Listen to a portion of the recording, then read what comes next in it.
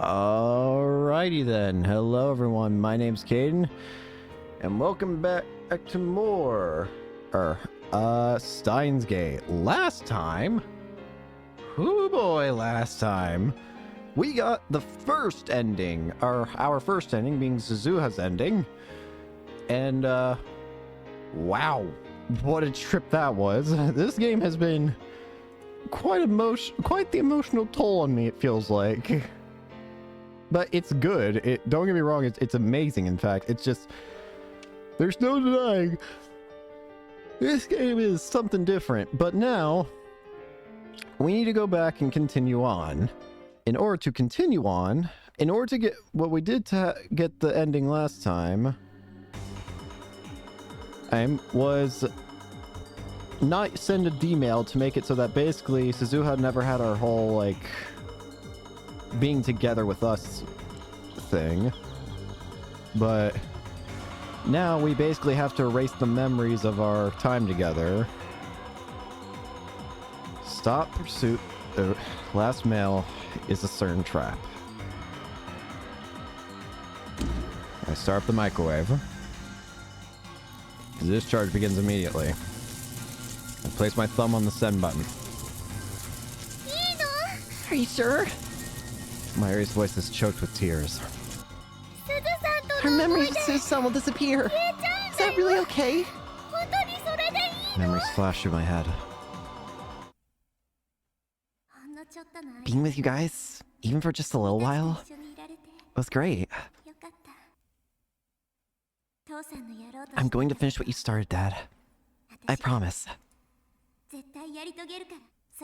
Well, see you in 35 years. Though I guess it'll only be a few hours for you guys.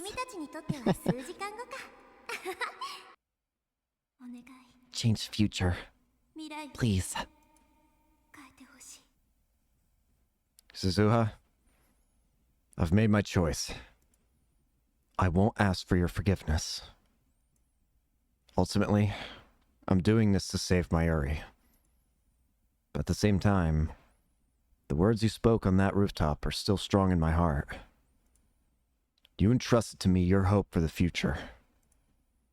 If I am to honor that wish and fulfill mine, then the time we spent together, it can never have happened. I'm sorry. Time to change. Alright, here we go. Chapter 7. Maiden Complex. Whoa! The world shatters into geometric shapes that expand and contract like rubber toys. The light gathers between my eyes. Stars explode behind my eyelids.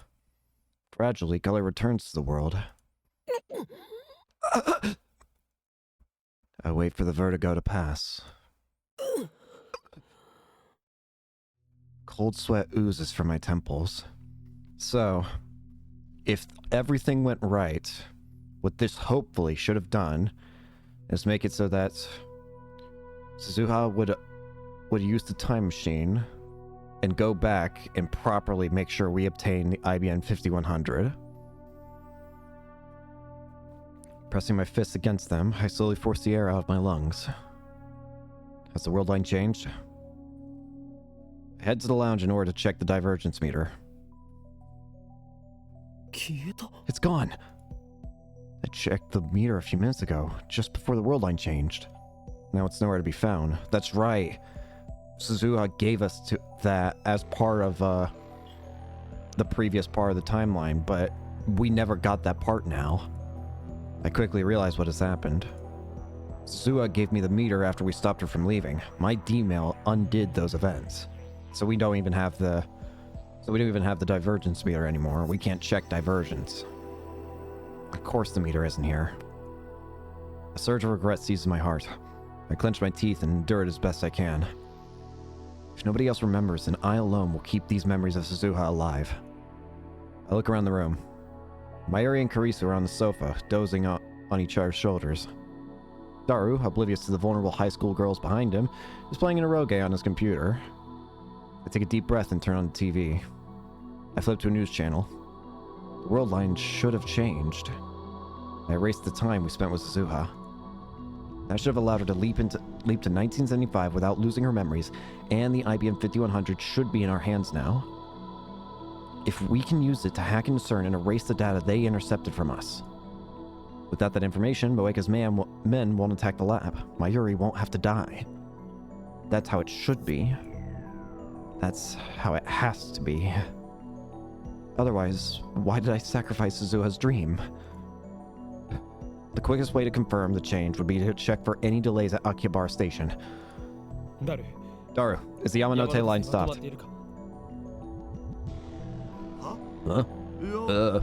I don't think so. Check online. Wait, I'm at the best part. Please. Daru sighs and calls up train information. Doesn't look stopped. Did it work? Thanks. The world line has changed. Which means that our IBM 5100 should be in the development room. Let's check. I head back there to search for it. But contrary to my expectations, I can't find it anywhere. What's going on? I look at my watch. It's 7:43 p.m. Moeka's men attack at... what time again? My heart's pounding like a drum. Wasn't it at 7:30? I thought it was at 7:30. It was either at 7:30 or 8:30, but if it's at 7:30, then we've already passed the time. Mayuri's still alive.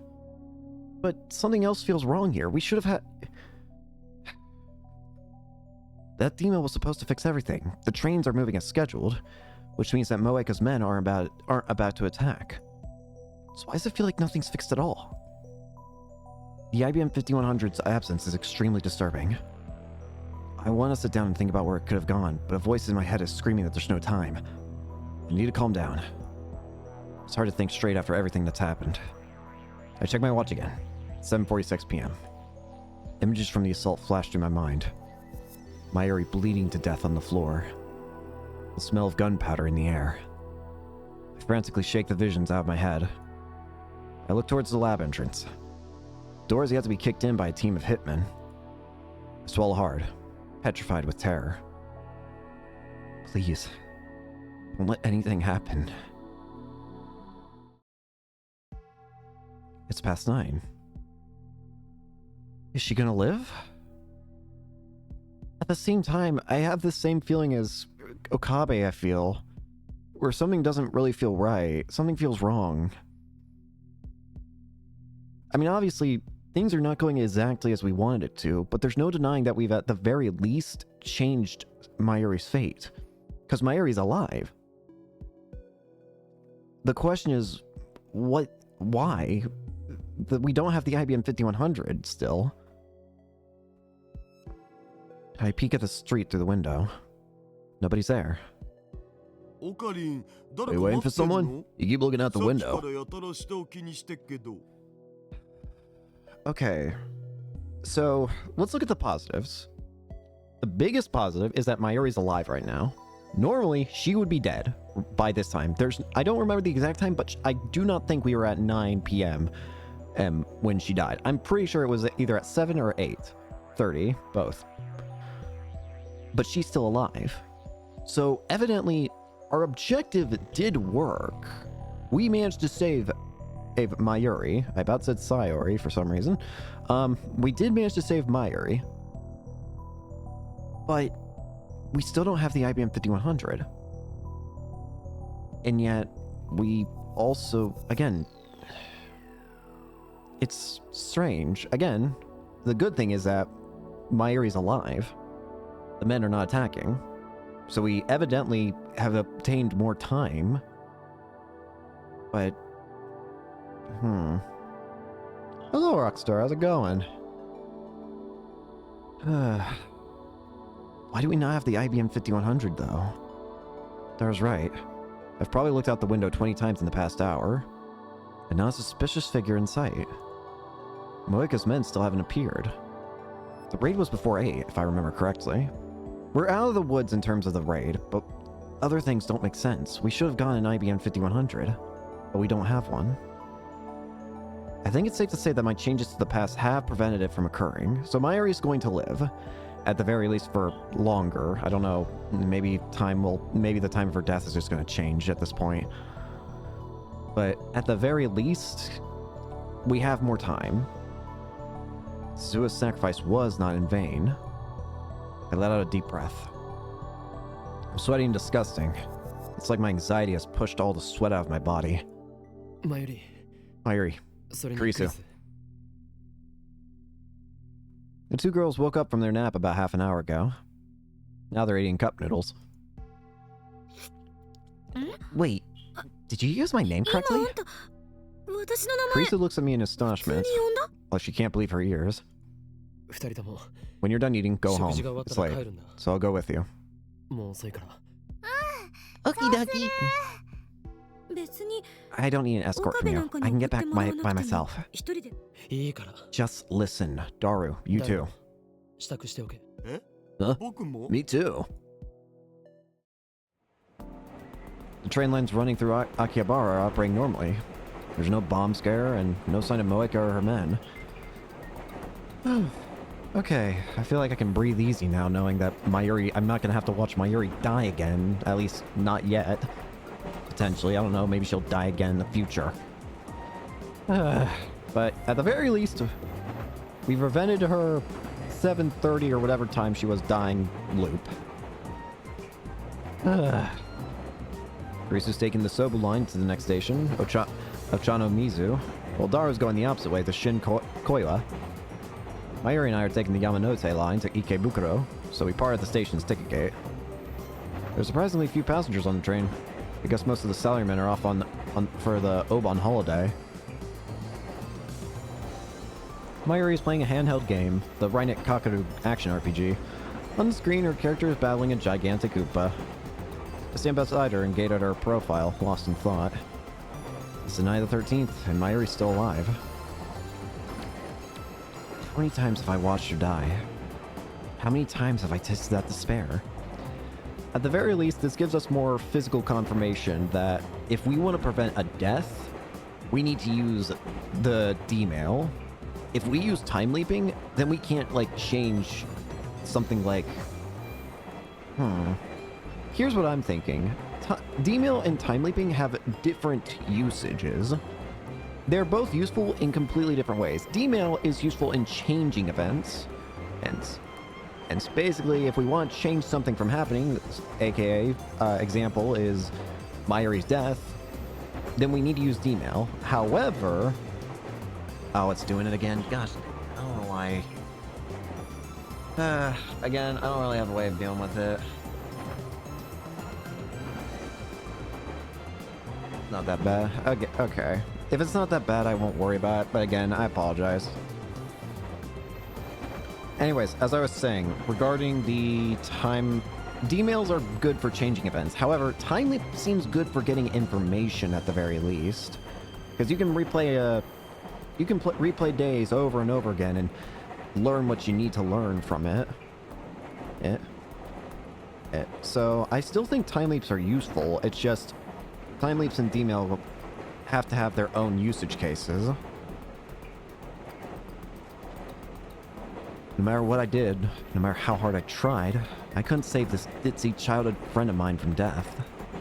She died again and again right before my eyes. Now, she's alive. Standing beside me, playing a game. This is why I sacrificed our memories with Suzuha. It was the only way. I'm sorry, Suzuha. And thank you. Suzuha no longer exists in this time. I hope my feelings will reach her all the same.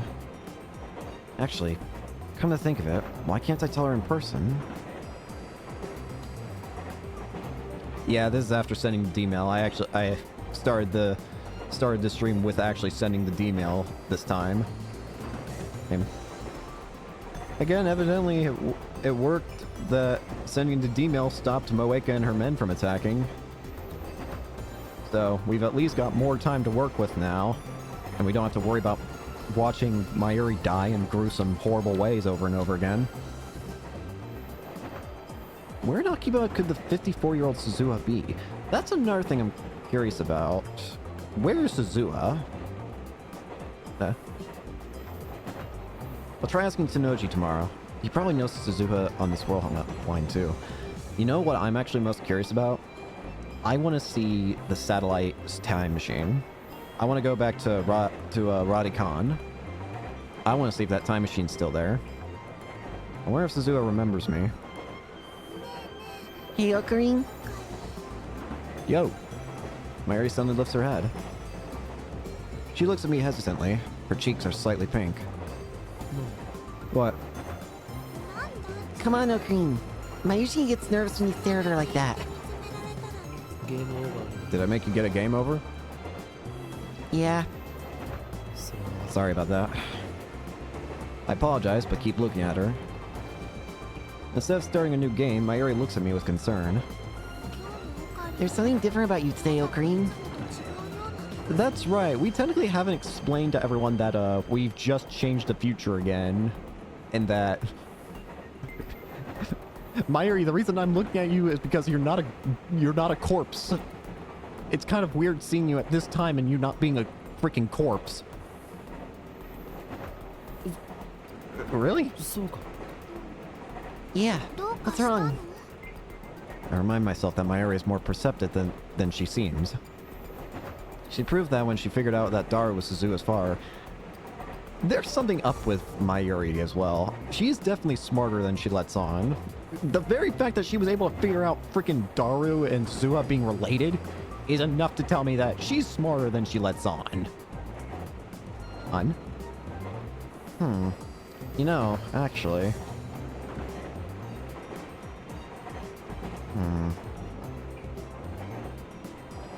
Oh, that's fine, Rockstar. Hope you have a good day, at least. What was I going to say, though? Oh yeah.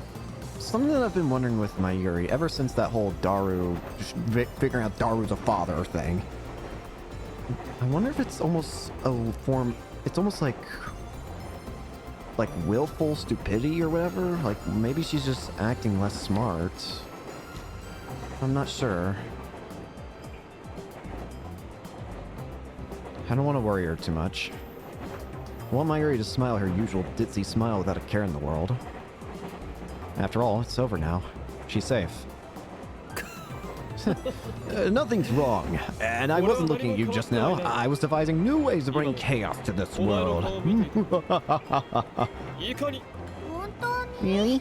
You seem kind of tired. A mad scientist is never tired. The mighty gray cells of my nuts 170 IQ brain are always performing calculations day and night. Oh, but you still take a break every now and then. You so cream? For me? Having said that, Mayuri returns to her game. I feel cold stares all around me, but I don't care at all. Mayuri is here with me, doing everyday Mayuri things, ordinary things. Everything is going back to normal. I don't think we're out of the woods just yet. We're still in CERN's... I still imagine we're still in CERN's, like, sights. But at the very least, changing with D-Mail, at the very least, has bought us more time before CERN tries to make a move. Yesterday was my first time I'm home in a while, so I slept like a log in my comfortable bed. It could be because of my mental exhaustion, but that was the best night I'd sleep in if I've ever had in a while. Before heading to the lab, I stop and stare at the Brontube workshop. The familiar mountain bike is gone. Suzuha liked it so much, she insisted on bringing it with her to 1975. So I'm curious. The workshop door opens, and out comes Mr. Braun, rubbing his eyes sleepily. Hey. Okabe, you got free time? How about job? A special offer, I'll hire you for 1 CRT a month. 1 CRT a month? So for 1 month's work, I get an old television? Bruh, hell no. When did Suzuha quit again? Suzuha? What else that? We've changed a lot more than I anticipated.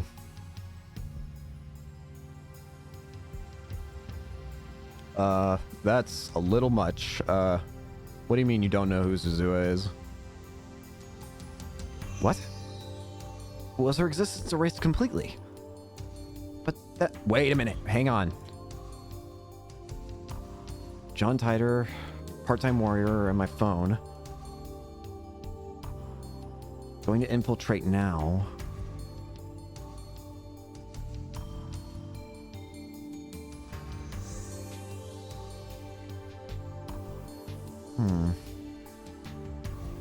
Something's weird. The last message we have from part-time warrior is the going to infiltrate now one, where she from Suzuha was the part-time warrior one where she's going to check out the other thing, whatever it's called. She still exists in this timeline then, but something's wrong. Why isn't? I got time to remember the name of some lazy part-timer who quit after just 10 days. Damn you and your misleading words.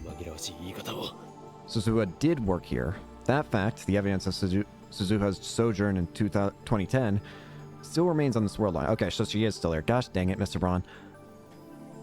And I thought I finally had some help for a change. That's what I hate about you damn kids. No dedication. I bet you lied about liking CRTs too. Got me good. Tanuji shrugs his shoulders, annoyed. Naturally, he doesn't know about Suzuha's true identity. Does the name Hashida Suzu ring a bell? At this, Tanuji's eyes go wide. Haven't heard that name in a long time. You knew her? So, she is part of this time. Okay. Huh? Knew her? So now she's...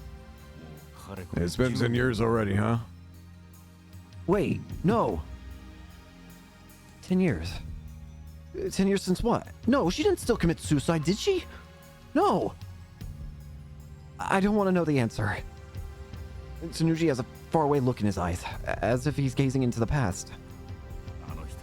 She really helped me out. What are you talking about her in past tense? She didn't have any relatives, not that I knew of. I wish I could have been with her at the end. At the end, there's only one thing that can mean. Even though the world line changed, Suzuha didn't survive to the year 2010. To tell you the truth, though, she looked peaceful when I found her. Peaceful? She didn't commit suicide? Suicide? Who the hell told you that? Suzu-san was sick. Don't believe any old thing you hear. Okay. Oh. Okay. Don't scare me like that. It still hurts that she's dead, but at the very least, it wasn't suicide. It sounds like, and judging by this, it sounds like she may have done the right. Things might have gone right this time. She was sick. It seems like that might have been an aspect of the not enough divergence to prevent her death in a way. Sickness killed her. I shouldn't feel good about that. I know, I realized that myself. Like, I shouldn't feel good that she died to sickness, but it's a hell of a lot better way to go than suicide, I'd feel. But I guess you could say it's better than what happened before the world line changed. That's what I tell myself anyway. So, how'd you know Suzu-san? She helped me out too, a long time ago. I was hoping to see her again. Yeah? I'm living in her old house now. Want to come pay your respects at the altar? I nod without a moment's hesitation. Thank you, Mr. Braun. Let's see. The Noji closes up shop and we head off towards his house. From Chuodori, we head towards the station. I scan the Akiba scenery as we walk. Moe stores are still nowhere to be found in this world line, so Ferris's D-mail still affected it. Alright. After a little hesitation, I look up to Roddy Khan. It's gone. Yep, that's what I was wondering. So, her time machine thing did go through. The satellite has vanished. All that's left is the hole that it made when it arrived in this time. When did the satellite disappear? About 5 days ago? You don't know what's gonna happen, huh? Which means Suzuha left before it rained. Thank goodness. So that... most things are going as we would expect them to. The problem is the IBM 5100 part. We don't have that. Like Tanuji said, his house is closer than expected. We take the train to the next station, Okachimachi, and then walk for about 5 minutes to a quiet residential area. This one old story house was where Suzuha once lived. I walk up to the front of the house, and there I see a familiar sight. It's her bike! Suzuha's bicycle! For a moment, I can see her there, squatting beside the bicycle. But the mountain bike Suzuha rode in the Bronze Tube workshop was shiny and new. Now it's old and covered in rust.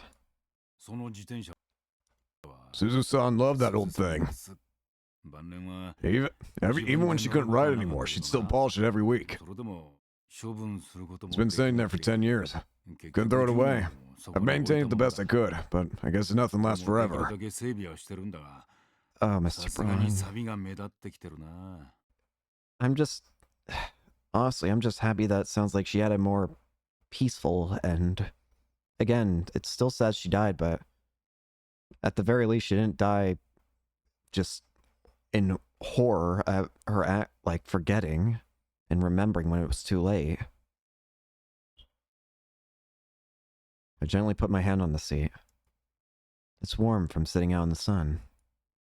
I suppose that, for the few days Suzuha was in Akiba, this bicycle existed in 2 places at the same time. The house isn't as messy inside as I expected, considering the stay at the Bronze Tube workshop. I guess that chipmunk keeps the place clean. You have a nice place here. A wave of nausea hits me as I recall what Nai did at Ochanomizu Station. Ugh. But I tell myself that was just an accident. Besides, that incident has already been undone. Tanuji Nai has done nothing wrong. Next to the living room is a child's room. There's a child's study desk and a red backpack on the floor. Nai isn't here. Which reminds me, Tanuji's daughter visits the workshop often, but not once have I seen his wife. He couldn't have married Suzuha, could he? I mean, she should have been a lot older than him when they met. But, as they say, love knows no bounds. I wonder what really happened.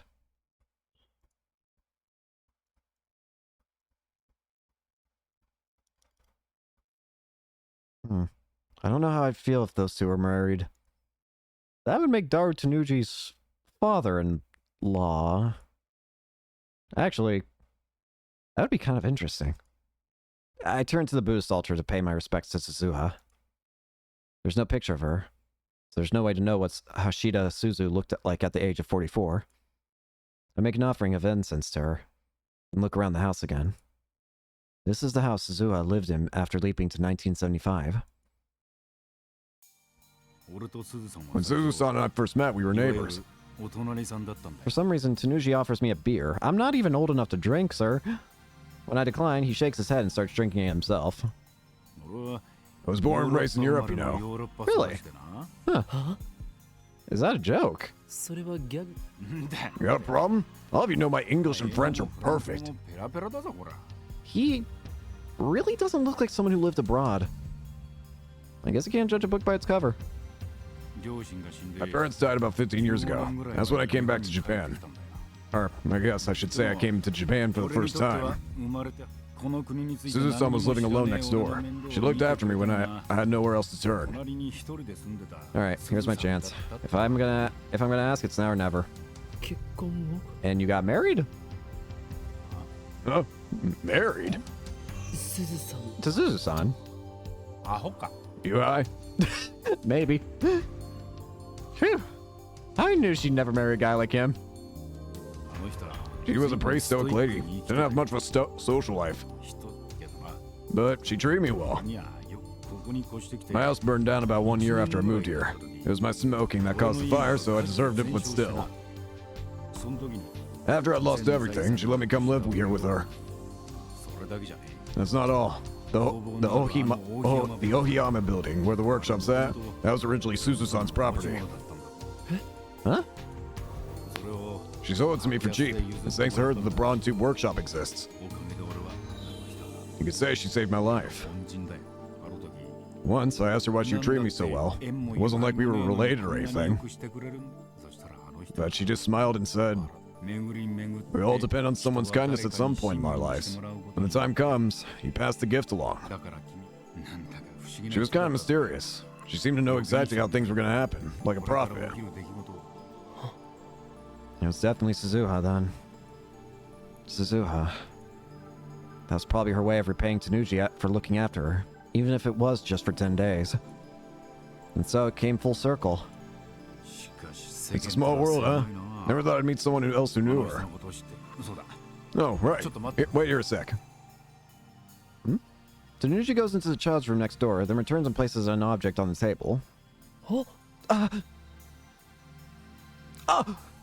It's Suzuha's divergence meter! And there it is, the number's different. It's not the IBM 5100, but it's definitely something still. Before the world line changed, it was in the lab. But on this world line, Suzuha brought the meter with her to 1975. So I've at least still got this thing, thankfully. It's been in this house for 35 years. The tubes read 0.409431%. Divergence has changed, just like Suzuha said. This proves that my magic eye, reading Steiner, does indeed allow me to perceive changes to the world line. But what does 0.409431% mean? I recall what Suzuha said. When the mirror reads over 1%, you've made it to the beta world line. We need to find a way of getting over 1%. Does that mean I'm still in the alpha world line? Do you know what that number means? Because I sure don't. All I know is it hasn't changed a bit these 10 years. But you know, when Suzu-san was on her deathbed, she used to stare at that meter for hours. Huh? She used to stare at that meter, talking to herself. Is this the old number? The new number? Did it work? Did it change? Stuff like that, day in and day out. It hurt to watch. She couldn't know. She didn't have reading Steiner. I touched the device. Suzuha. In my heart, I reach out to the girl who died 10 years ago. To the girl who will be born 7 years from now. To the girl who crossed time to save the future. Suzuha. Thanks to you, Mayuri is safe. Divergence has changed. But we haven't yet reached your ultimate goal. 1% divergence. Once that is achieved, the future you dreamed of will become a reality. I will carry on your fight, Suzuha. I promise. I realize that I'm crying. Tanuji stares at me for a moment, and puts his giant hand on my shoulder.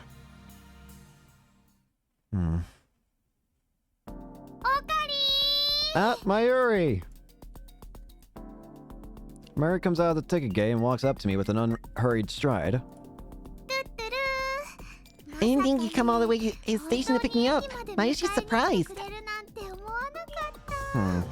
So, unfortunately, we don't have the con at the moment. We don't have the IBM 5100, but, Rose, we do have the divergence meter, and Mayuri's alive, so we get more time, and we at least have something that can maybe help us in some way. That being said, we still need to prevent the future of CERN. I think we're safe from CERN for the moment. They might try and attack again, but we at least have a more reliable way of changing the future to prevent them from killing people, which is D-Mail. We know D-Mail can change things. The problem is now figuring out how do we get 1% divergence? How do we get over 1%? If we can do that, then mission accomplished. We will have defeated CERN in a way. But how do we do that? 1% divergence. I don't even know what the highest number we've made yet is so far. But it definitely feels like we haven't even gotten close to it feels like we have not gotten close to 1% in any way, shape, or form. I don't want my hostage to get away.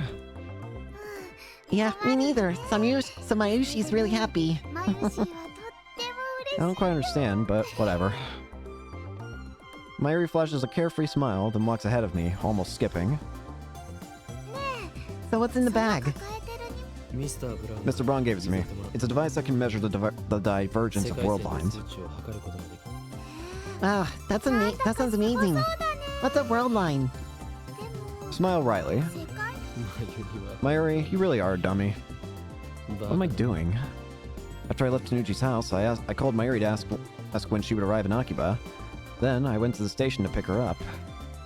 Anxiety still smolders in my heart. We managed to survive yesterday, but that doesn't guarantee our safety forever. It's entirely possible for Moeka to attack now, on the afternoon of the 14th. Maybe I'm being overprotective, but I still can't shake the image of Mayuri's death from my mind. I don't ever want to have to go through that again. Just a thought. Mayuri, but don't you think maybe you should stop coming to Akiba for a while? At least until Kamima ends. No response. I looked aside. Mayuri? Panicked, I scanned the area and catch sight of her wandering towards a newly opened shaved ice stand. That ditz. Can't you tell how worried I am? Gosh dang it, Mayuri. So you're the devoted type, huh? Karisu is glaring at me with an iced coffee in her hand. And we're in the lab, which appears to have become her second home. What's that supposed to mean? I'm sitting at the computer, searching for intel on the IBM 5100. I still don't know where it is. I went to Yanabayashi's shrine this morning, but alas, it wasn't there. Suzuha promised to get us one get one to us somehow, her gift to us from 1975. Without it, we can't hack into CERN's database, meaning we can't achieve divergence over 1%. All of a sudden, you're treating Mayuri like a princess. Say you went to the station to meet her, you tested her lunch, and then you held her hand all the way back to the lab. Ocarina really loves Mayushi. Did she have to tell Karisu of all people? Listen, you see someone die like 100 times over and over again, and then you try and stop yourself from treating them like royalty when you finally find a way to stop their death. Mary looks so carefree she stuffs her cheeks with takoyaki. I'm pretty sure she's smiling not because of my love, but because of the takoyaki's deliciousness. Typical Mayuri. But seriously, did you have to tell Karisu? So, what's the deal? I don't follow. Are you a couple or what? I've been meaning to ask. Do we look like a couple? Huh? Just what sort of delusions does this girl have? You know, Ocarina and Mayushi have been friends since we were little. Mayushi really how we know. Don't talk with your mouth full. So, you're not a couple. Oh, well, of course. No one would willingly date Okabe, of course. You disappoint me, Christina. Huh? What are you talking about? You have finally revealed your true nature. I saw how your eyes lit up at the first hint of romance. You're nothing but a filthy mainstream girl. I bet you like to eat chocolate with your girlfriends and giggle about the latest celebrity love affair. Absurd. This lab has no need of the puppies and flowers in your head. It feels strange to be spewing this Chunibyo nonsense again after what I've been through. Ugh. Is my innocence lost forever? What the hell are you on about? Self-proclaimed mad scientist Chunibyo nutcase. It's been too long since I've argued with Karisu like this, too. It feels oddly refreshing. Thought brings a sudden pang of loneliness. After failing to save Mayuri, I sought help from this genius girl. Even though her words were at the time harsh, she supported and encouraged me to the end. But now, all that has vanished along with the time we spent with Suzuha. Thank you for your help, Karisu. I silently give her my sincere gratitude. Alright.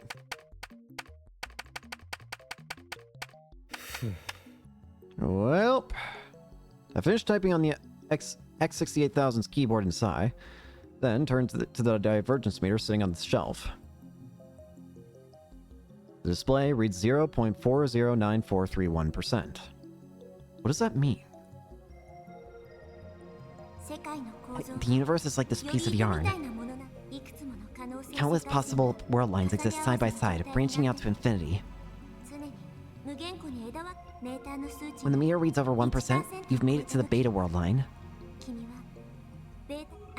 If you escape the alpha attractor field and reach the beta world line, then the result will change.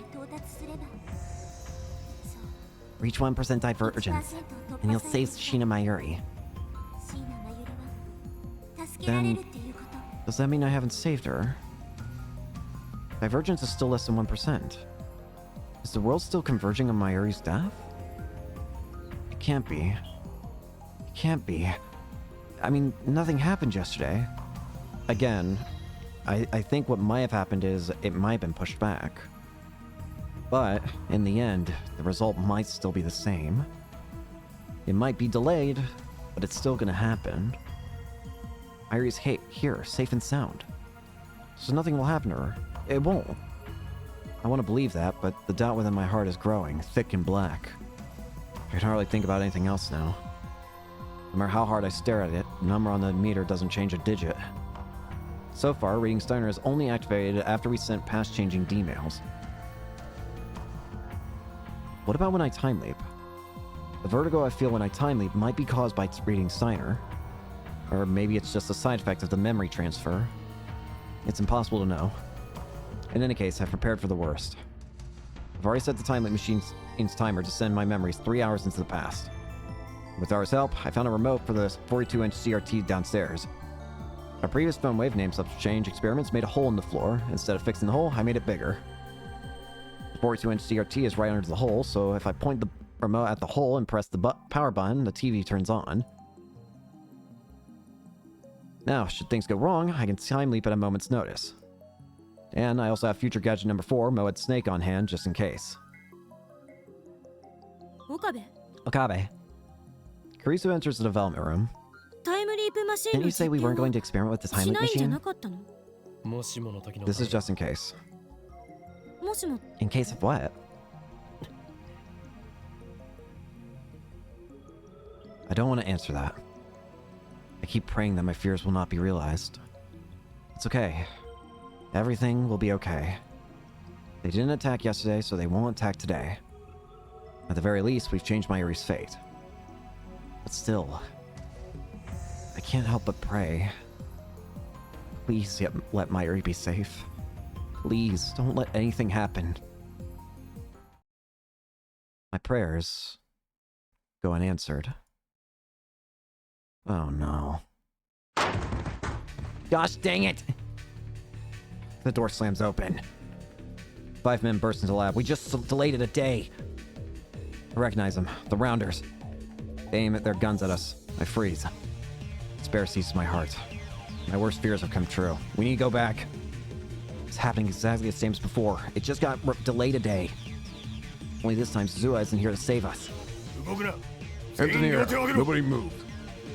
Even the dark-skinned man's words are the same. Eventually, the unpleasant clack of heels echoes down the hallway.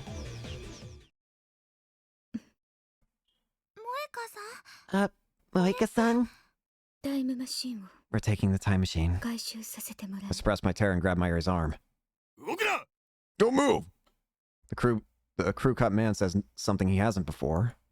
Makise Krisu, Okabe Rintaro, Hashida Itaru. The 3 of you will come with us. You cannot resist. Come with us. You have nowhere to run.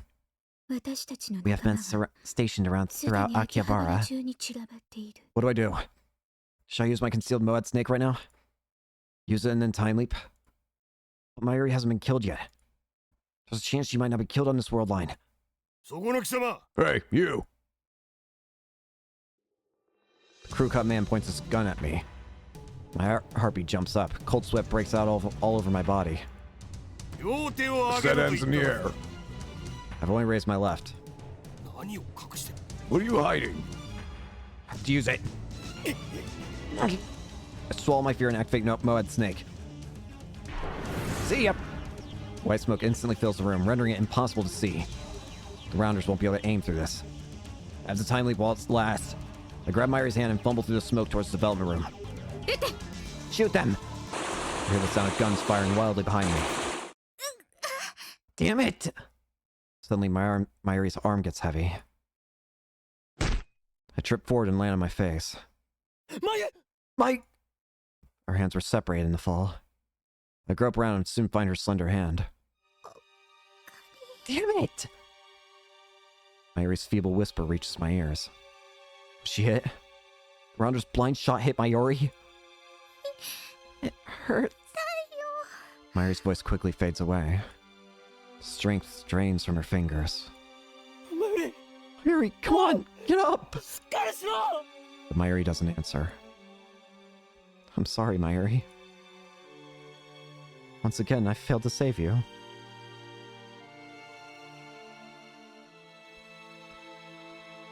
I thought I had succeeded. But I was wrong. I hear my teeth grinding in my head.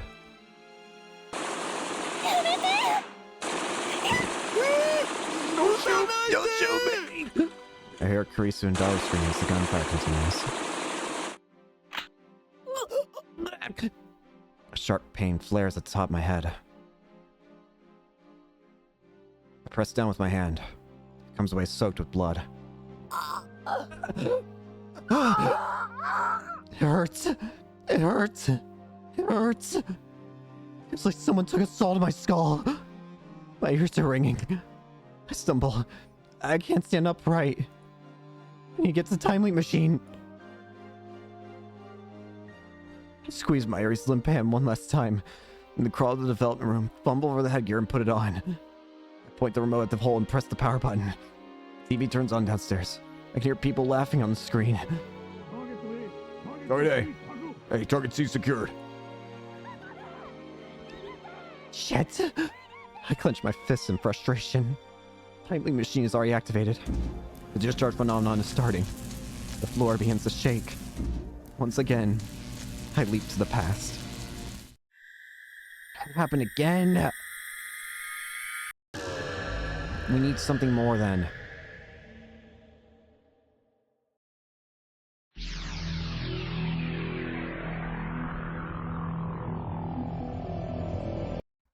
Ah, damn it!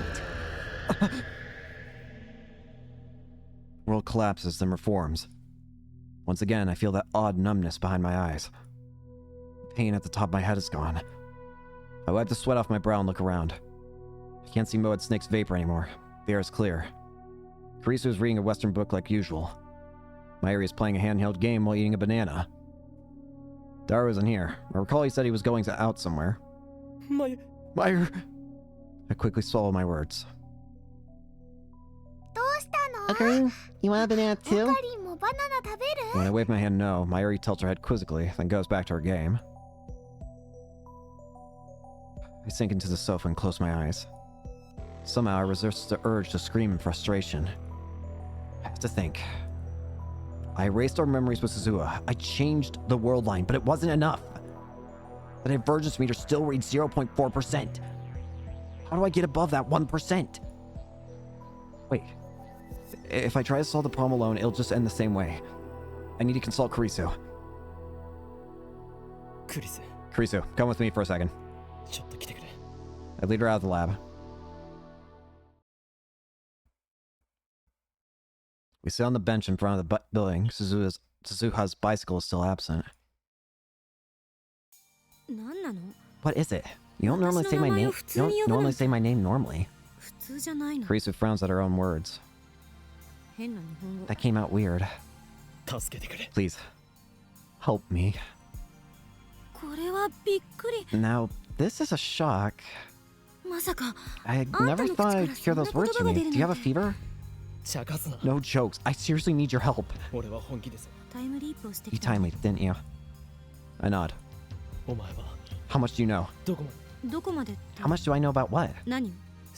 How about Suzuha being John Titor? Huh? Kurisu gives me a blank stare. It never even occurred to me. When we prevented Suzuha from leaving on August 9th, she ended up staying until August 13th. But that outcome was changed by my last email. What happened during those 4 days on this world line? Have you finished the time leap machine? What are you talking about? I finished it yesterday after that, an all-nighter, remember? When did you leave from it? 8 p.m. tonight. Looks like I'll have to explain everything all over again. We have less time, though. The time leap machine's not completed.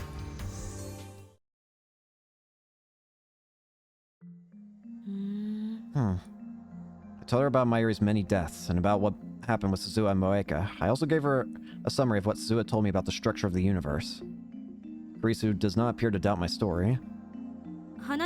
So basically, you win if you get an IBM 5100 back. Kurisu sums up what I told her. This is just a guess. But maybe you should look at what Amane said from the opposite angle. I think the critical change takes place when you get the IBM 5100 and erase the data in CERN's database. That instant is most likely when you'll achieve divergence over 1%. The problem is where the IBM 5100 is now. You've already found it once, that is, if your memories are real. If you can get back to the world line where you first obtained it, then isn't it bound to return to you? I see. You're right. The IBM 5100 was at the lab, and then it suddenly disappeared. You threw a fit about that yet earlier. I remember thinking, oh god, Okabe's finally lost his ability to distinguish fantasy from reality. You're such a wannabe American. What do you mean, oh god? I get it. Christian is a Christian. Risu looks at me in disdain as soon as those words leave my lips. That's terrible. I regret too. No time for puns. So, Christina, let me see if I understand what you're saying. The changes we made to the world line, namely all the D-mails we sent, must be reversed. That will return us to the world line where I found the IBM 5100 at Yanabayashi Shrine. From what I've experienced so far, I'm confident that the IBM 5100's disappearance from the lab wasn't due to theft. After all, I was sleeping at the lab, and whenever I wasn't around, another labman was. The lab was occupied every hour of the day. It would have been impossible for someone to steal that heavy computer without anyone noticing. It makes more sense to assume that a D-mail caused us to diverge from the world line where I found the IBM 5100 at Yanabayashi Shrine. It's still a hypothesis. I only came to that conclusion based on your explanation. If you're mistaking your facts, deceiving me, or shooting off delusions, then this hypothesis will fail. This assistant of mine has no confidence in me at all. You can't just blindly follow this hypothesis either. You may have a safety net, but if you get careless and leave yourself without a way out, then you'll never get another chance to save Mayuri.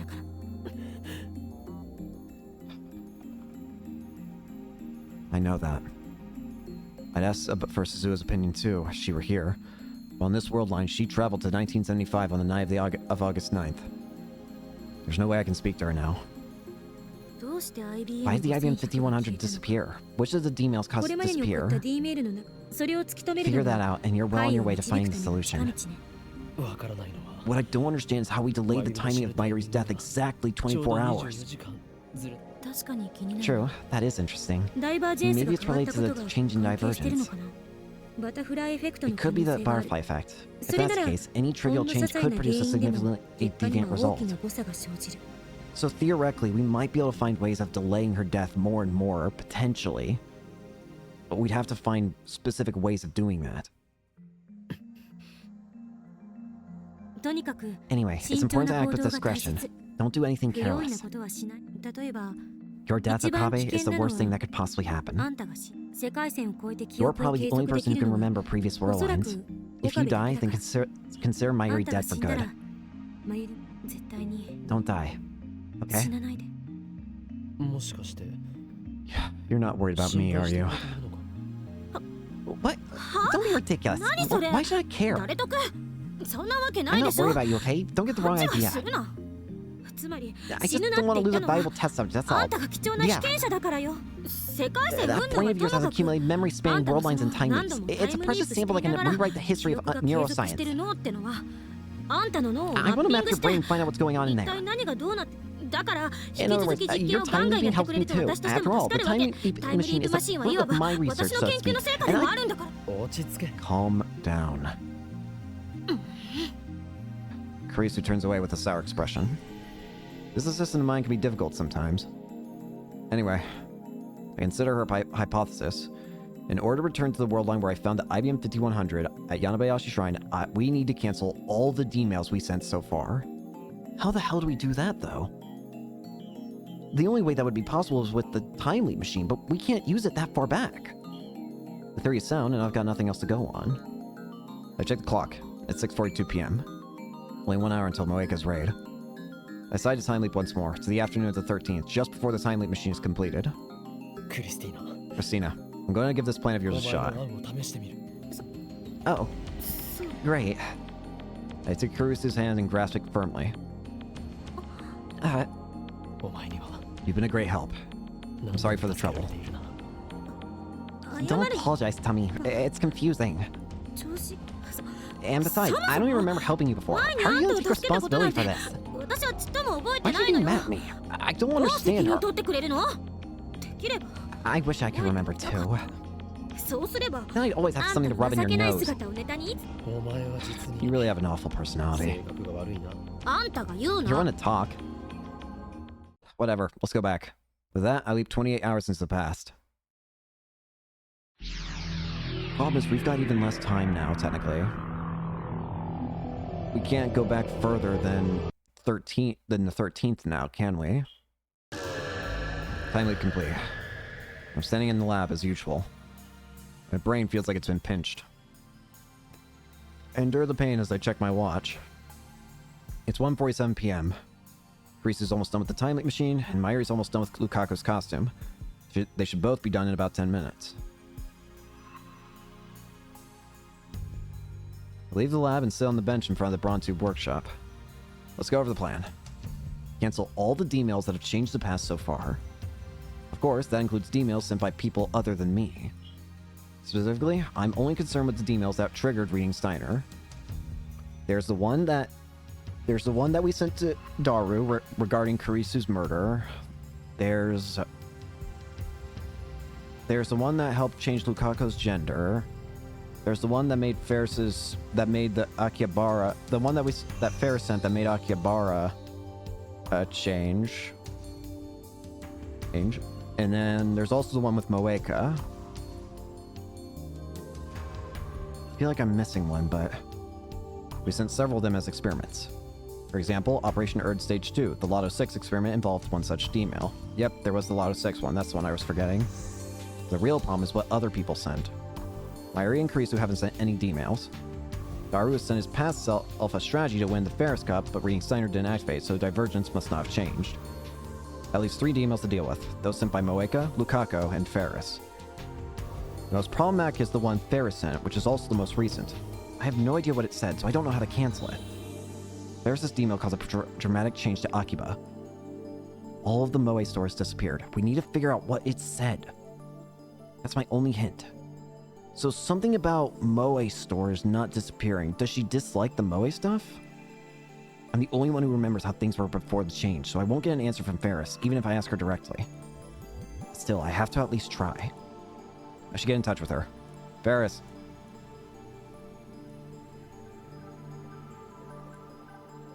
Oh, I can... Outgoing? It's Okabe. If it's urgent, contact me. There's no time. I just give it to her straight. I send it. Afterwards, I sit and stare at the screen, waiting. I feel like I should have saved there, but... a little late for that now, isn't it?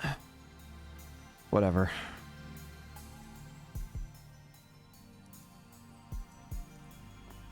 I've already tried sending 3 mails and calling 4 or 5 times, but 3 minutes passed without a single response. Unable to hide my frustration, I storm off towards Ferris's apartment.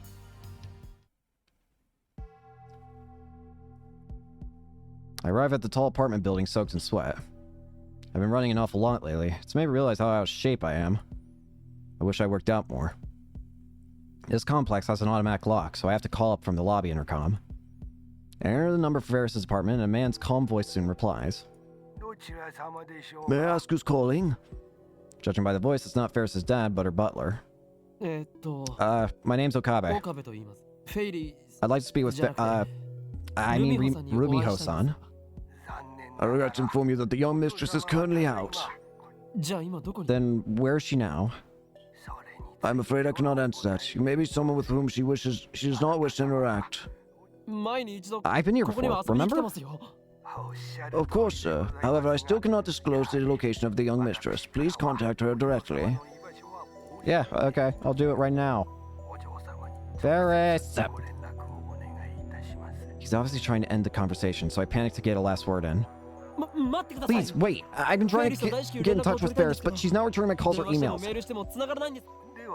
Then please try again some other time. Frustrated by this new turn of events, my anger threatens to boil over. Damn inflexible geezer! I leave the lobby. May Queen plus Neon Squared does not exist in this world line. Ferris isn't responding to my calls or emails either. It seems like the main idea that we're trying to accomplish right now is we need to go back through each email we've sent. I assume this is probably how we're going to get different endings too.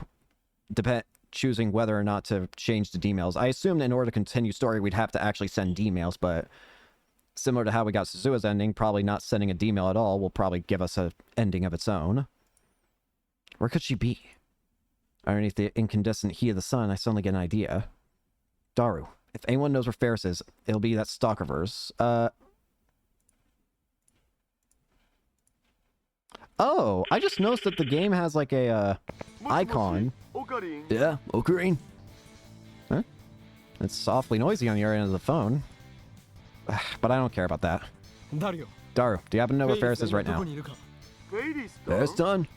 I need to talk to her right now. Right now? That's not gonna happen. Just tell me where she is. You keep tabs on her all the time, don't you? I know where she is, sure. Where? Where is she? In the UPX assembly hall. UPX. I look up. I'm standing right in front of UPX. Why the assembly hall? Today's finals of the Rhinet ABGC. Rhinet ABGC? Short for Rhinet Access Spellers Grand Championship, duh. You know, the more I think about it, the more this is gonna hurt. I can see where the story's going with this. We have to undo some of the pleasant changes that people have made. We don't know exactly what Ferris's change was, but we do know that it got rid of all the Moe stores. Does she hate the Moe stuff? Did she always want to be an Rhinet Access Battler player? Champion? But was never allowed because of the events, because of the stuff in Akihabara? Is that what her change was? Something along those lines? If we change it back, then she has to give up on being a Rhinet champion again. And then, what about Lukaku? We'd have to change him back to being a guy. Change her back to being a guy, I should say.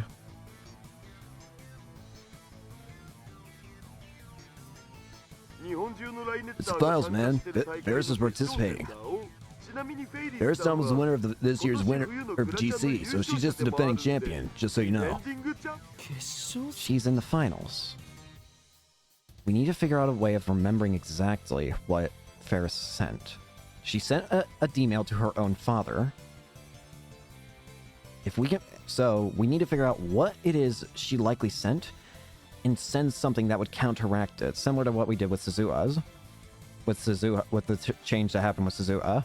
We originally sent an email to make Suzuha stay, so we need to send a email that would allow us to contradict that, thus canceling out the email essentially. In which case, we need to figure out what she sent, or at least something similar enough to what she sent. I'm here too, spectating. The match has already started, man. So that's why. I'm out there now. What floor? Do you have a ticket? No, but I'll manage. I don't know, man. Security's pretty tight. Someone posted threats on that channel.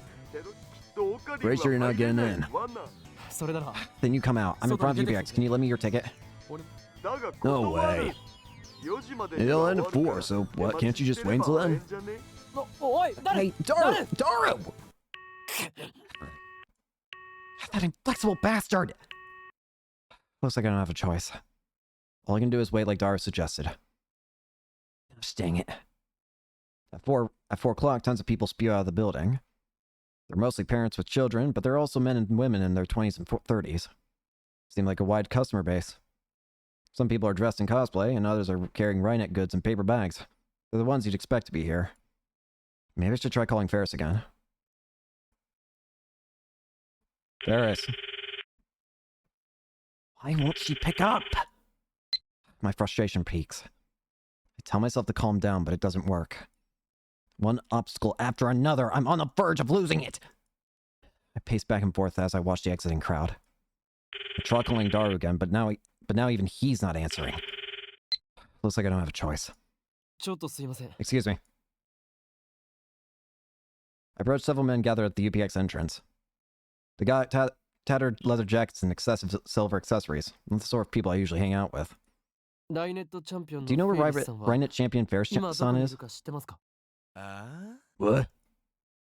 They suddenly give me a dangerous look. Why do you have a portrait? Rhinet champion Ferris-san. You guys see that? The man tosses a grin to the other members of his posse. Snobby, unpleasant laughters resound. I struggle to suppress my anger. If you know, then please tell me. Now the man directs his grin towards me. What, you're a friend of the former champ? Former champ? While I'm puzzling this out, the man suddenly steps right up to my face. Something smashes into my forehead. Stars explode behind my eyes. I fall into my back. It's hot above my brow, as if a branding iron was pressed to it. That quickly fades to a dull throbbing. I finally realize the nutcase headbutted me. The hell? Why would he do that? Did I do something to this guy? Or is he a Ferris hater? People who post negative comment about someone or something on the internet, they appear in places where fans of those people or things gather and provoke them by posting derogatory things. It's not rare for them to cause emotional debate among fans. I stagger to my feet. The man stoops to pick up his hat, which fell off when he headbutted me. That's when I see it. Right on top of his head, there's a small space devoid of hair. There's no way I could miss it. Bald spot.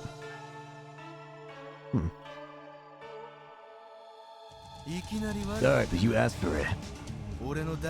It made my dirty heart ache to hear you call that pussy a champion. Get it? Don't you ever call that disgusting catgirl champion in my face again. Not unless you want your body and soul frozen by yours truly, the king of the streets and the one and only black absolute 0 degrees Celsius. What the hell is this guy talking about? He's obviously living in his own stupid world. It ain't 4 degrees C. Hey, that's Shido, you get me? I'm the strongest and coolest Rhinetter to ever rule the streets of Akila. Nobody comes close. Nobody. Did you know? Dry ice is so cold it burns. That's not burn, it's frostbite. What? When I point out the scientific truth, the man with the bald spot and his lackeys get pissed. This doesn't look good. I don't have time to get into a fight. I decide to stage a tactical retreat. Damn it. Afterwards, I go to the assembly hall and ask the staff about Ferris. No luck. When I try calling Daru again, he says maybe she went home already in a bummed out voice. She probably lost. I return to Ferris's apartment building and ring the intercom again. The butler responds once more. May I ask who's calling? It's Okabe. Has Rumiho-san returned? Just a moment. Sounds like she's home. The intercom goes silent for a while. And then the door's automatic lock opens, allowing me to inside the elevator hall. Please come up, sir. The young mistress will see you. I give him my thanks and hurry into the elevator. It feels like we're starting to focus more on Ferris, so I'm wondering if this is going to end up becoming Ferris's ending. The butler guides me into the bedroom where Ferris is sitting on the sofa, hugging her knees. He doesn't look up, even when I approach. Ferris, finally, there's something I need to ask you. Yeah. She looks exhausted, like all the life has been drained out of her. I've never seen Ferris like this. What happened? You look down. This can't be happening, yeah. Why did Ferris have to lose, Nyan? If only those guys hadn't used underhand tricks on me. They ganged up on Ferris. I even promised Papa I'd win. He's probably disappointed in me, yeah. I'm too ashamed to show my face, nya. What's she saying? No, wait. I think I get it. I recall what happened after Ferris's final match in the Rhinet Championship.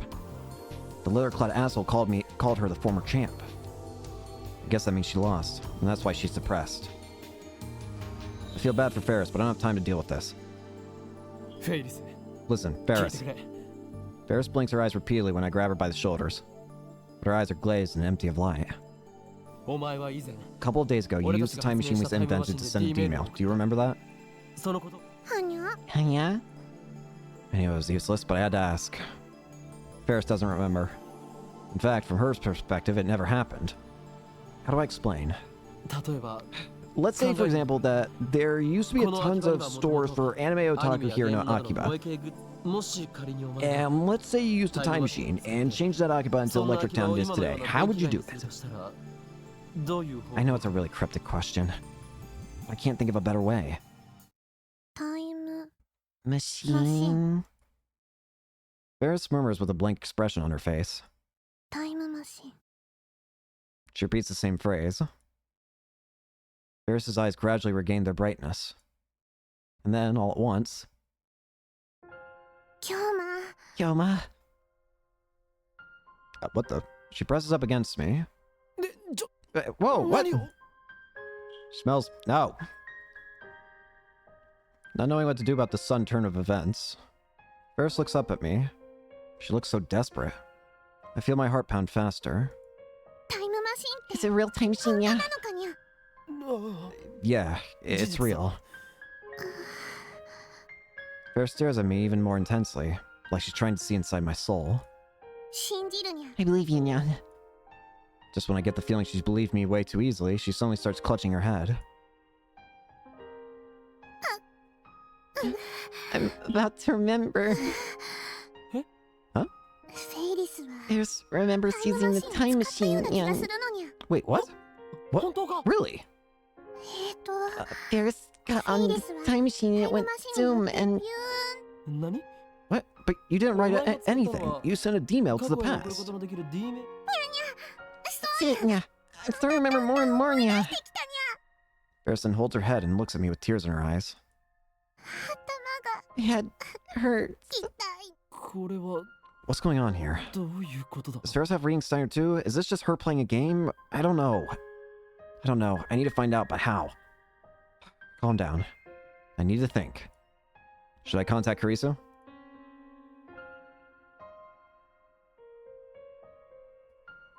I can't.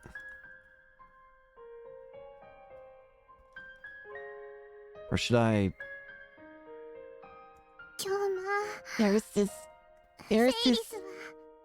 Ferris continues to cling to me. All I can do is hold her warm, soft, slender body in my arms. I need to make her remember somehow. My brain's turning to mush, Nya. Hang in there. Is there anything I can do? If I win, I might remember, Nya. I see. You're gonna use it for your own purpose. She wants us to use the time machine to help make her win the championship. If we can do that, maybe it'll be enough to help her remember... enough to at least get an idea of what she probably sent her own father. Win? Win what? Taste met, Nyan. Again, it's the virtual attackers, Nya. I only lost because they're underhand tricks, Nya. Now my head's all mushy, so I can't remember anything, Nya. Please, Kyoma. I think if I win that match, I'll remember everything. So please, let me use the time machine.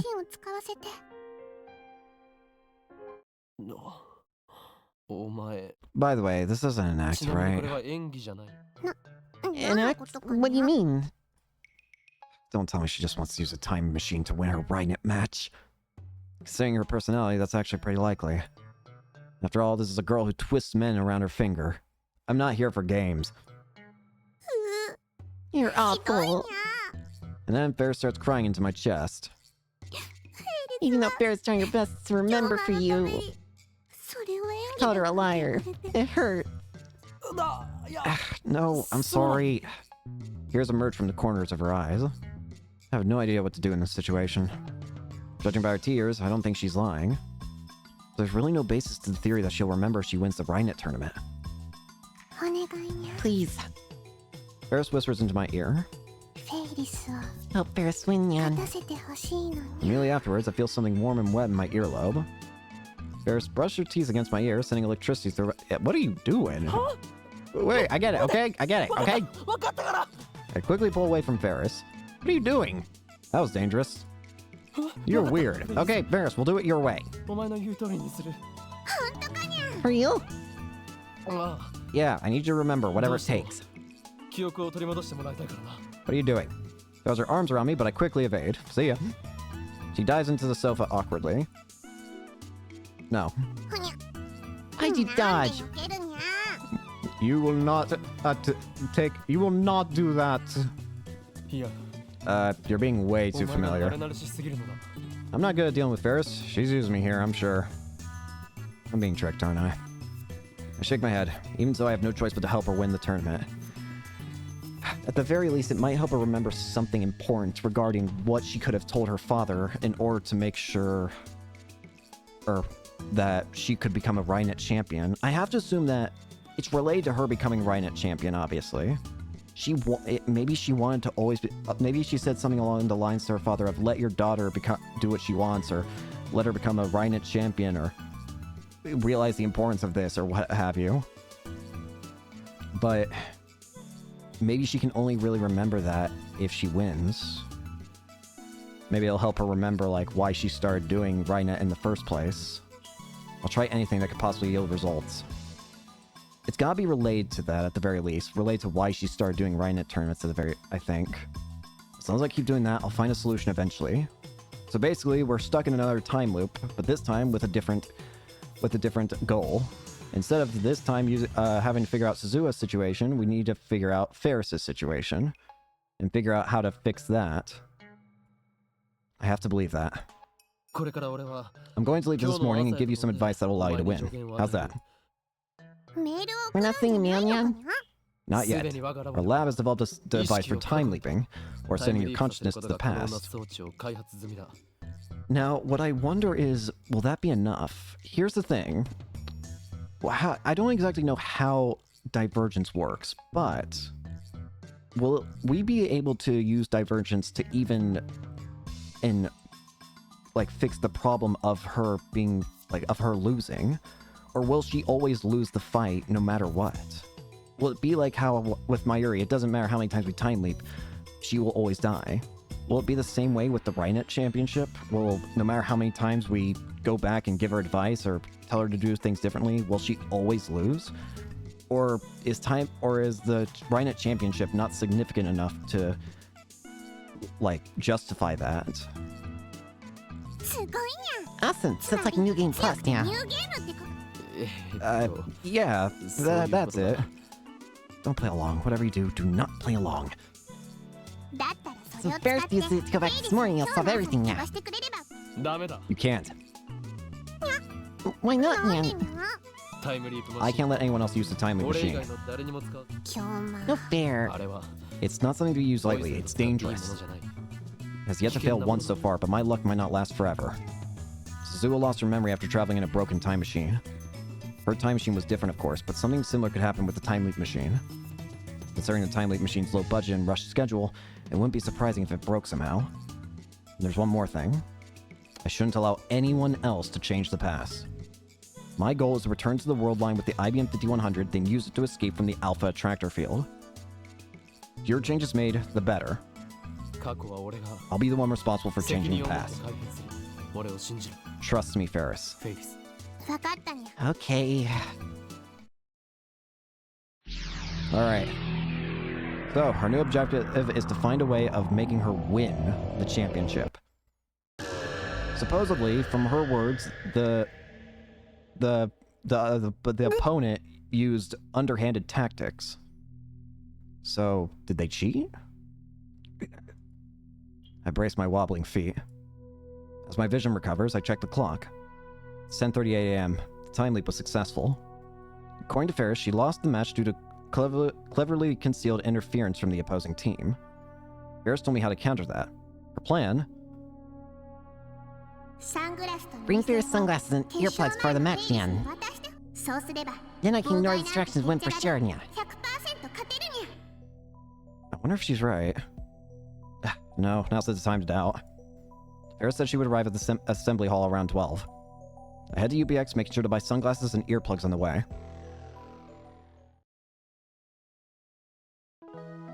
There's still half an hour before the tournament begins, but there's already a line outside of UPX.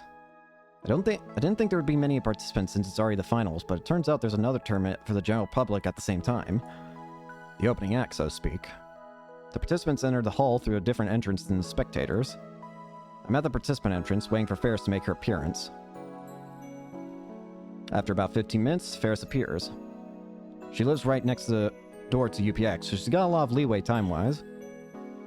She's got her cat ears and maid uniform on. It feels strange to see her wearing that uniform despite May Queen not existing on this world line. Ferris's eyes open wide when she sees me. Kyoma, what are you doing here, Nya? I waited here because I wanted to see you. Are you confessing your love for me? I don't know what to do if you confess right before such an important match, Nyan. Don't be ridiculous. Why would I confess to you? You're awfully serious today, Nya. Usually you play along more, Nya. I don't have time to be cueing Kyoma now. I'm nervous about the finals, so I want to lift my spirits. She doesn't look nervous. Please just listen to me, Ferris. This is important for your victory.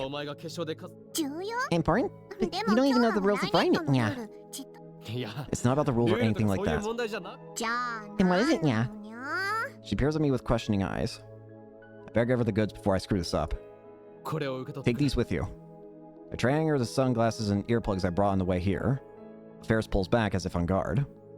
Kyoma, that's lame, Nya. How rude! You're supposed to bring nicer presents, like... It's not a present, these are countermeasures. Yeah? Listen good, I came from the future.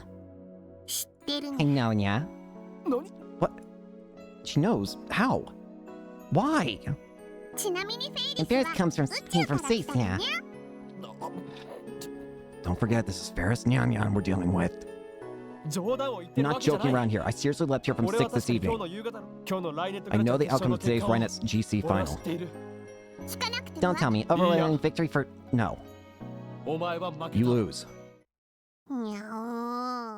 Ferris frowns. But that's only because the opposing team's interference. So to protect you, I brought you these sunglasses and earplugs. I especially try to convince her, but Ferris just hangs her head, making it hard to read her expression. Are you listening? I grab Ferris's slender shoulders. She's shaking. Ferris? Me! Then she suddenly explodes. This is a very poor match for Ferris. How dare you say I'll lose? You're being mean. You're being mean. Are you a viral attacker spy? No, look, it wasn't your fault you lost. It's... Not listening. Damn it. Should have known. After a swift kick to my shins, Ferris turns her back to me in a huff. Well, damn you, cat girl, for once in your life, listen to me!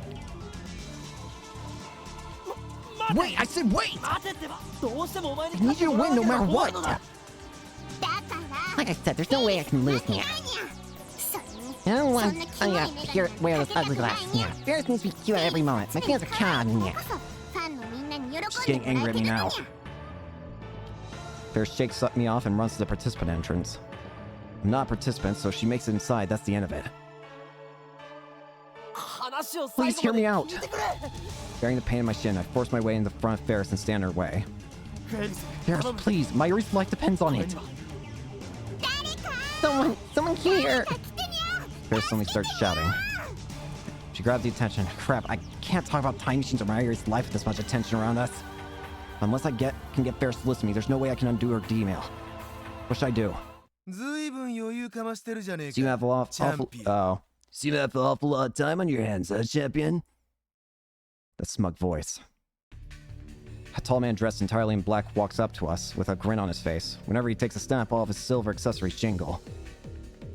He dramatically takes off his sunglasses, revealing the face of that guy who gave me trouble before. If I'm not mistaken, he called himself 4 degrees Celsius or something like that. Swooping her down to the street, I'm the Black Peacock of the Rhinetter realm. The name's 4C. That's Shio, you get me? I'm the leader of the viral attackers. Viral attackers. The viral attackers? I think I've heard that name somewhere before. That's right. They're Ferris's opponents this match. They're trying to start a fight now. This is the guy who headbutts people out of nowhere. He seems to hate Ferris for some reason. Seriously, you disappoint me, champion. You flirt with the system, but that's just just noise in my ear. And yet here you are, before the match, soaking in the corrupted love of that worthless man. You put on the airs of a Siamese cat, but with this duel today, I'll dye that white fur of yours jet black. Gaia has thus whispered. The black cat is the sign of disaster. My black radiance shall outshine your shadow, ushering in a new generation of Rhinet. Women are already slaves to the living rock mind that is myself. Damn, this guy can talk, though I have no idea what he's saying. Ferris seems to be thinking the same thing. Why is everyone getting Ferris's way now? I can't hear myself think. With that said, she quickly tries to enter the hall, but I grab her hand to detain her. Ferris, I told you to wait. Hot off! I'm begging you, please, listen to what I'm saying. Hey, don't you dare disregard the man close to the truth of Rhinet. This is none of your business. Go away. Though you say, don't you know I'm the black nobleman of the Rhinet realm? Weren't you the Black Peacock of the Rhinet realm? Get your story straight. I'm the Black Peacock nobleman because black is the symbol of Rhinet. The promotional posters all have the blue and white motif. It doesn't look like black is the image color to me. Oh, I get it. You just like to say black. You think you're so smart? I'm gonna dye that pussy black before the duel even starts. What are you talking about? Horsey approaches with an angry look on his face. But I'm the one who should be angry. Byri's life hangs in the balance. Ferris isn't cooperating either. I can't believe this is happening. How can I get this guy to go away? After a moment's consideration, I decide to face him as Hugh and Kyoma. You know what'll happen if you touch me? Dry eyes burn. That's frostbite, you idiot. What? I'm telling you to stop messing with Ferris. Save your bullshit for someone who cares. I hear giggles from all around. They're laughing at you, you corrupt pussy, Lamont. How's a Lamont? I think not. They're laughing at you, you pathetic peacock with a bald spot on your head. How do you know about my untouchable black spot? I've never told anyone about it. 4 degrees C's face turns red. Elementary 4C, Yondo C. I am an insane man scientist and traveler through time. Nothing escapes the sight of Hugh and Kyoma. The name's Shido. Now you've gone too far. But Simmons told me my ultra cool bass name. I'll summon you to my garden, the Black Hell. Just you wait. He puts on his sunglasses and leaves. So this payback for the headbutt. How did you know about 4C's weak point, Yan? Nobody's ever seen it. Haven't you been listening? I came from the future! So please, Ferris, take this stuff. Just hold on to it, okay? But there's no way Ferris can lose, Nya. You're stronger than them, no question, but you hurt him just now. They're obviously not gonna play fair. They'll do anything it takes to win, even if it breaks Rhinetter code. If you say so. Looks like my desperation paid off. Ferris reluctantly accepts the 2 items I present to her. Of course, she doesn't take them out of the bag. I'm just going to hold on to them. Is that okay? Yeah, just make sure you have them with you on the stage. I promise you'll need them. Sooner or later, she won't have a choice. Now let's see if that's enough. The theme of the song to Rhinet Kakaroos plays through the hall signaling the start of the finals. There's a kind of majesty to the scene. The tension of the crowd peaks as its voltage reaches the climax. Thanks for waiting, everyone. The finals are about to begin, and we'll see once and for all who is the Rhinet Axis Battlers Grand Champion. The 2 teams are about to clash. First up, the defending champion, our queen, the Moe Maid Cat, Ferris Nyan.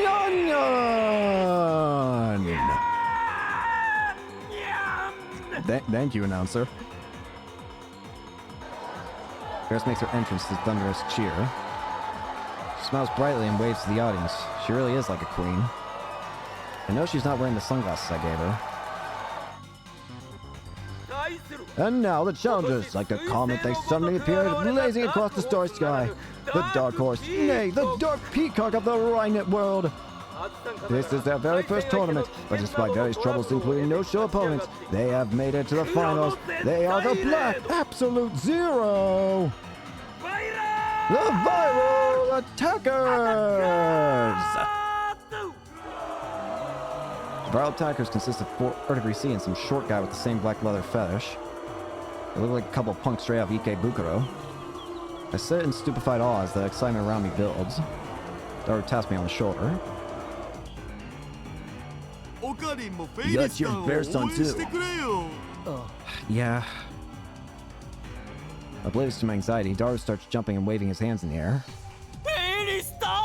Oh, here we go. Yep. Stop it. Cameras flash out as everyone tries to get the picture of the cat girl. Give it my best, everyone. So cheer for me, yeah. The speakers carry her cute, cheerful voice to every corner of the hall. I feel like she's not gonna do it. He's probably not gonna win. Apparently they gave microphones to both teams so that everyone could talk to the audience. Service shot. Impa smiles and turns to the audience and stop it. Whoa! The entire hall shakes with the audience's roar. Garrett's popularity is overwhelming. There it is, yes! There it is! Daru has totally lost it. I wonder if Ferris will be alright.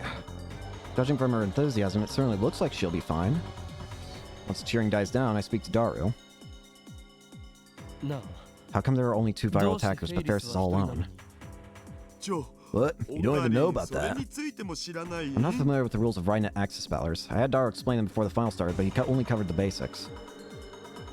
In this tournament, duels take place between 2-man teams, but since there's nobody strong enough to be Ferris' duel partner, she goes alone.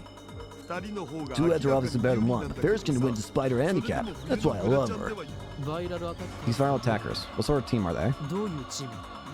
I don't know all the details, but apparently they're a pretty aggressive team. But other than that, there are a bunch of suspicious rumors about them. They got a lot of followers, you see, and apparently don't mind using those followers to interfere with their opponent during duels. About half the teams they faced in championships were no-shows. And that's not all. Apparently they even go around beating up otaku in Akiba and Ikebukuro. Long story short, Rhineters really hate them. Yeah, sound like a bunch of assholes. And why haven't they been disqualified? Because there's no evidence. Rhineters are mostly kids and otaku. Just a little intimidation from some guys in black and they clam up. The viral attackers. Ferris told me that their interference cost her the game. As long as she's got the sunglasses and earplugs I gave her, she should be able to win. If she wins, she might be able to recall the contents of the D-mail she sent. At least that's what she said. I need Ferris to win. My Aries' life depends on it. I'm counting on you, Ferris. Ferris rises to the stage, heralded by thunderous cheers. Naturally, on the other side is 4 degrees C. They face off across the circuit mat. How do teams work exactly? You can discuss with your partner what moves to make. It's hard for the opponent to predict what you're going to do. So basically, the partner just plays a support role. Well, there's nothing to worry about. Ferris-san can beat the daylights out of these punks in the blink of an eye. Are both teams ready? The referee gathers Ferris and the 2 virals for a coin toss to decide who takes the first turn. And now, the Rhinet Axis Ballers Grand Championship Finals! Instantly, silence falls on the assembly hall. Everyone holds their breath in anticipation. Duel Access! The referee shouts signals to start the game. The room erupts in cheer. First up is Ferris.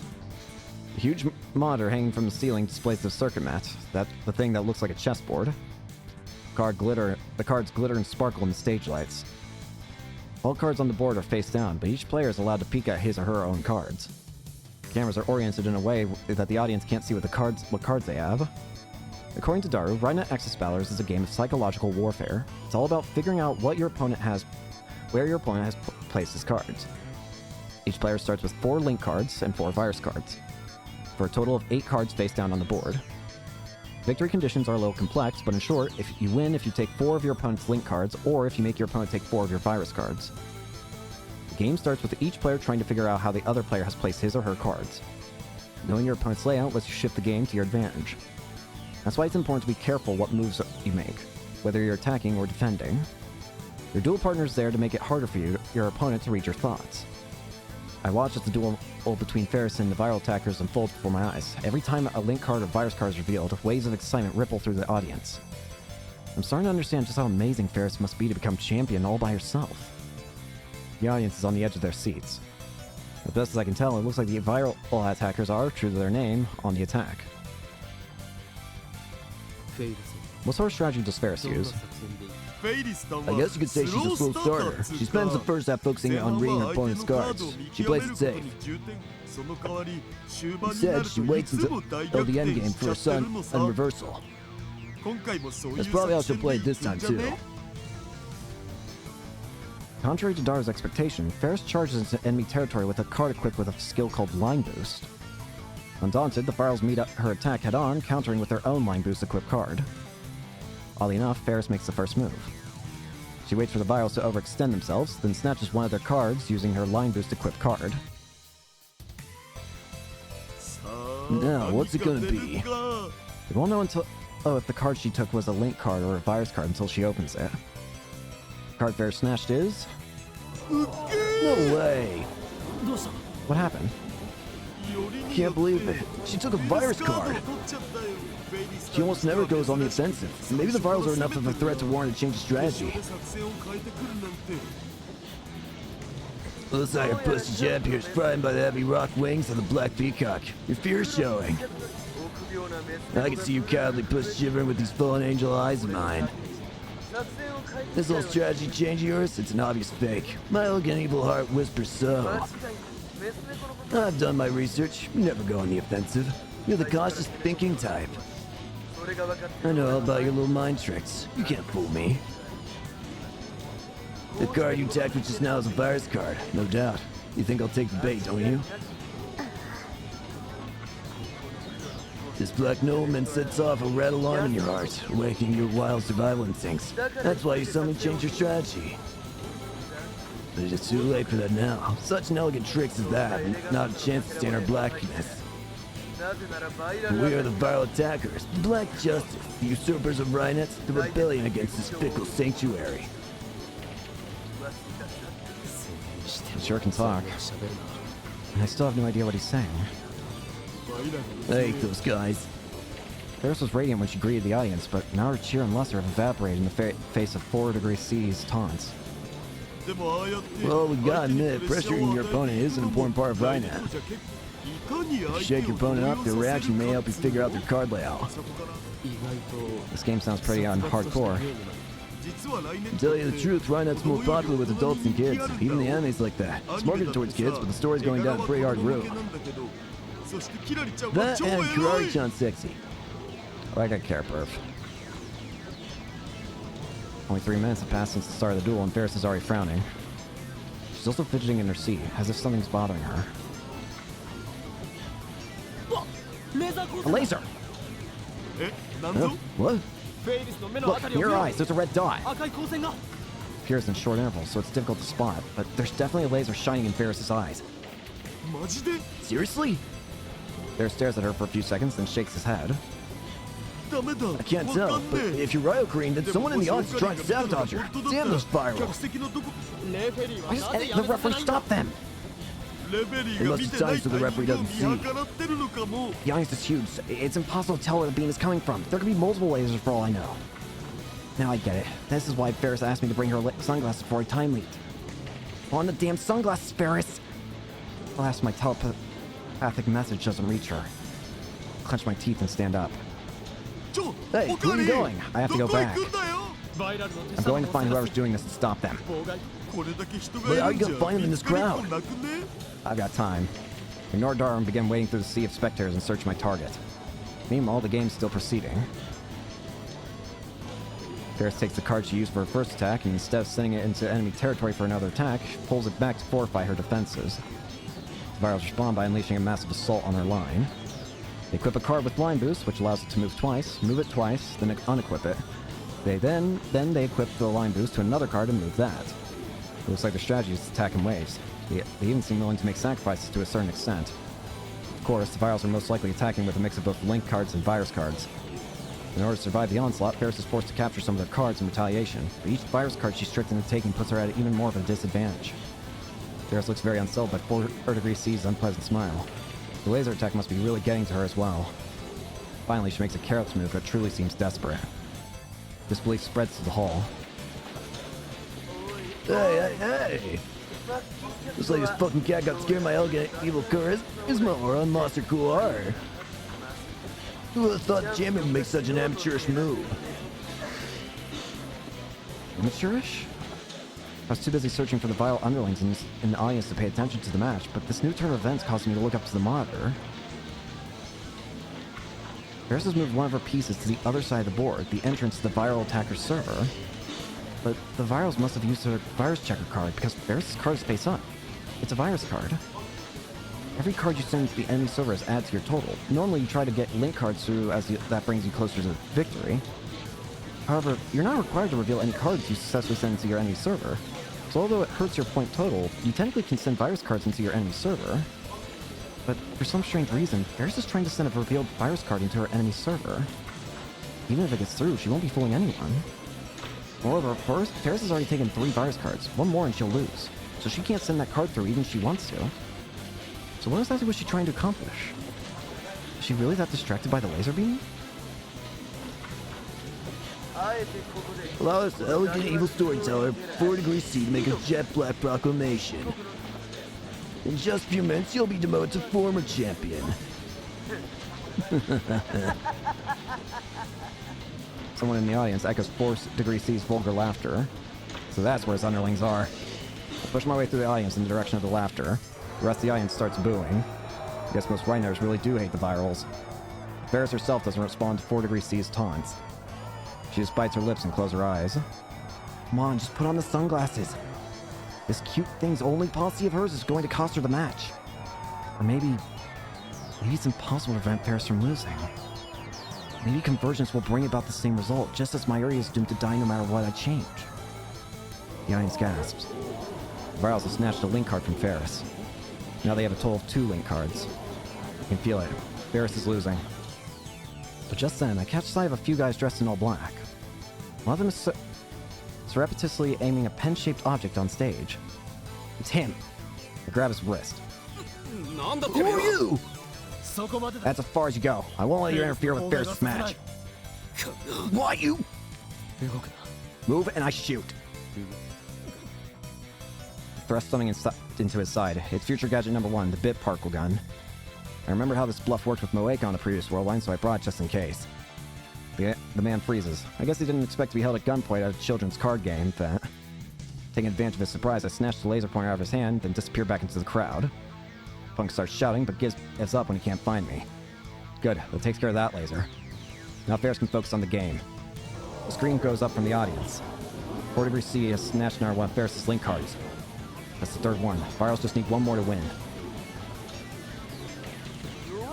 Too weak, pussy, but it's not your fault for flirting with the system in that gap of yours. Save that vomit-inducing fashion sense for your bedroom mirror.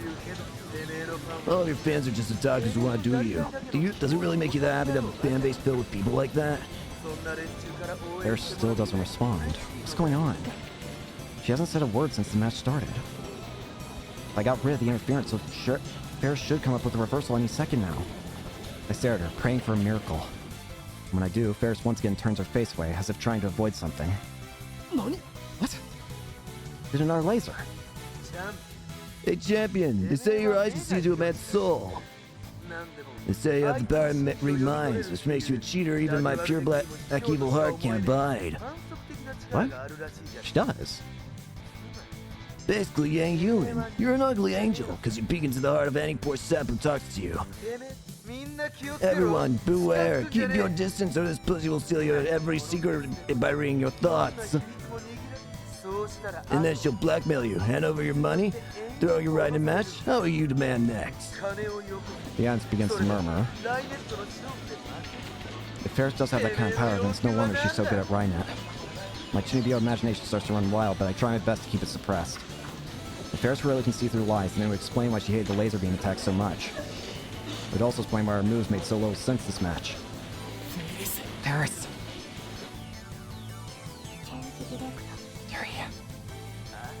Huh? What was that? I use Change Directory, yeah. Change Directory is a special type of card called a terminal card. Once per game, it allows you to switch the placement of two of your own pieces. Of course, you may also pretend to switch them. Additionally, if either of the two cards was exposed by Virus Checker, it gets flipped back face down. I get it. With Change Directory, she can switch out that virus card she placed near the enemy server. And just as expected, Ferris exchanges the virus card with a card that 4 Degree C is surrounded with his cards. Or maybe she just pretended to. By the way, nobody knows which card is the link card and which is the virus card. Nobody except for Ferris, that is. A pretty interesting ploy. But will it work? Viral attackers whisper to each other. Once they're finished, 4 Degree C returns to circuit mat with a shit-eating grin on his face. You can't touch my heartstrings with a boring move like that. Is this your huge reversal play? Sorry, but I'm the Black Peacock no woman can resist. The elegant, evil new generation of the Rhinetter realm. My cool black brain can easily see through your trick. No, that wasn't even a trick. That was a complete blunder, champion. Without a moment of hesitation, 4 Degree C captures the piece Ferris placed next to his server. I still only have 2 virus cards. One card ain't enough to clip these black jet wings of mine. But if I take just one more link card, then that's the end of the Grand Cross for you. By the way, use that said, that card you're protecting way back in your territory. That's the card you used in the opening, the one you equipped with line boost and used to attack me, as if inviting me to take it. I said before, but there's no way a scared cat like you would send a link card out where it could be captured. In our words, champion, according to my elegant evil skills of deduction, your last link card isn't the one you're guarding. It's one of the two you switched, huh? So I don't even have to check. The Black Peacock's sexual eyes can already see my elegant victory. They can see the contents of your crazy cards. You exchange one virus card and one link card. So all I gotta do is take both, and victory belongs to us black noblemen. Wait, is that right? If 4 Degree C takes now, if the card he takes now is a link card, then he wins. But even if it's a virus card, it'll still be a match point. And then you'll know which card to take for sure. It's going to end without Ferris demonstrating any of her power. Card open. And the card is displayed on the monitor is... a virus card! Is it over? The Virals have taken 3 link cards and 3 virus cards. Match point. 4 Degree C's right. That doesn't even matter. Ferris only has 2 cards left. And 4 Degree C already knows which is the link card and which is the virus card. Ferris's link card is surrounded by viral cards. There's nowhere to run. Does this mean Ferris is going to lose? No way. There's gotta be some advice I can give her. I can't think of anything. The end. The world is dyed black by the closing of this Rhinet century. 4 Degree poses up in ecstasy, with both hands stretched wide and his chin cocked up. His attitude disgusts me. I clench my fists. Looks like I'll have no choice but to time leap again and force Ferris to wear the sunglasses. The black revelations have been fulfilled. The pussy champ has fallen from grace to former champ. We, the viral attackers, now raise the curtain to the highest, grandest, sexiest new generation. What are you talking about, Nya? Huh? This match isn't over yet, Nyan. Ferris is back to her usual speech patterns. She's even got a fearless smile on her face. Did it work? That's not the look of a Rhino facing certain defeat. And then Ferris pulls something out of her ears. Wait, earplugs! She wore them! Those are the ones I gave her this morning. She wore the earplugs, but not the sunglasses? Why? To catch the opponent unprepared? What? What dreaming nonsense are you spewing? The match is already won. You're just pawing at the ground. Why don't you check the card you just took from Ferris, Nya? What? No way! The card he just took wasn't a link card? No freaking way. In the name of all that is elegant and evil, that's just impossible. That's bullshit. There's no way you shoot yourself in the foot by wasting change director to switch 2 virus cards. Just turn over the card and see for yourself, right, Nya? 4 Degree C slowly flips over the card he took from Ferris. The entire audience waits for the card to be revealed, and then displayed on the monitor.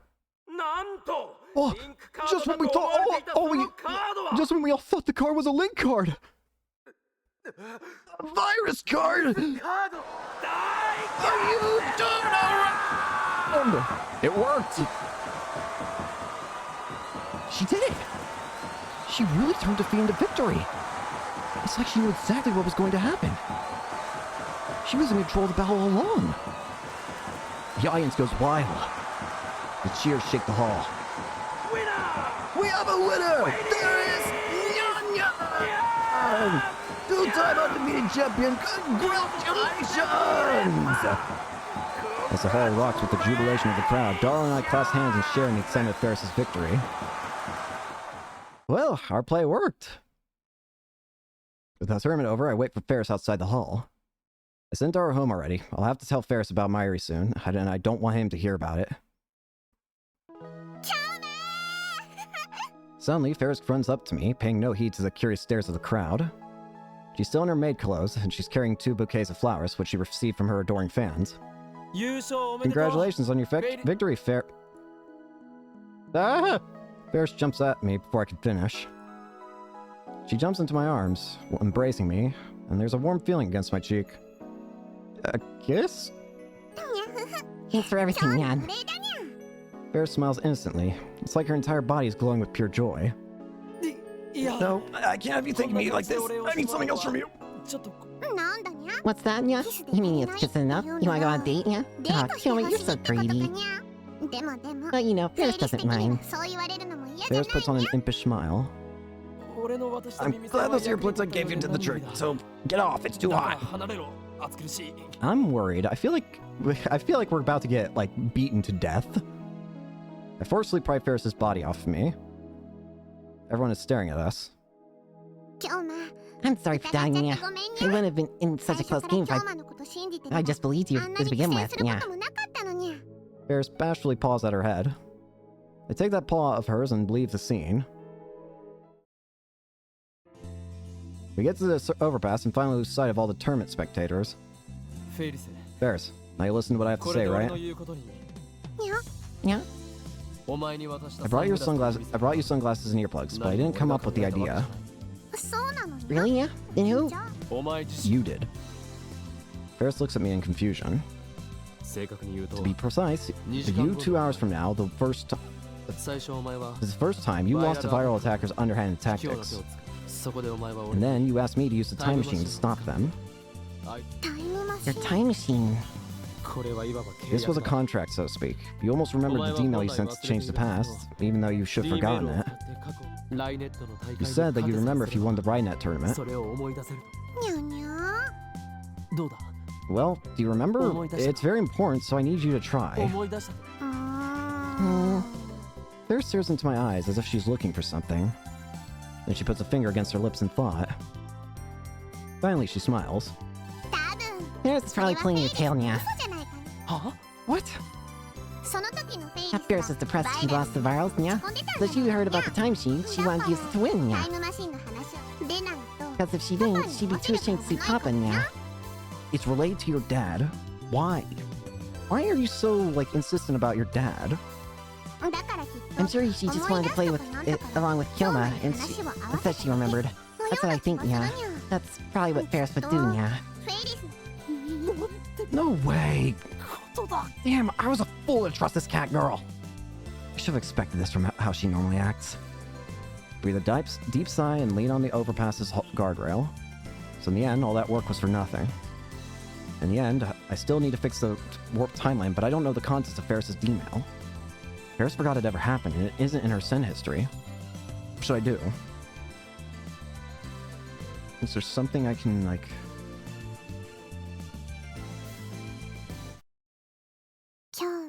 Kyoma? And suddenly, Ferris whispers into my ear. Look into Ferris's eyes, Nya. What?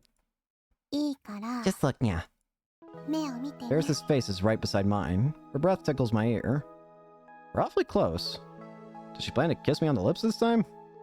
But her expression is uncharacteristically serious, so I gulp and do as I'm told.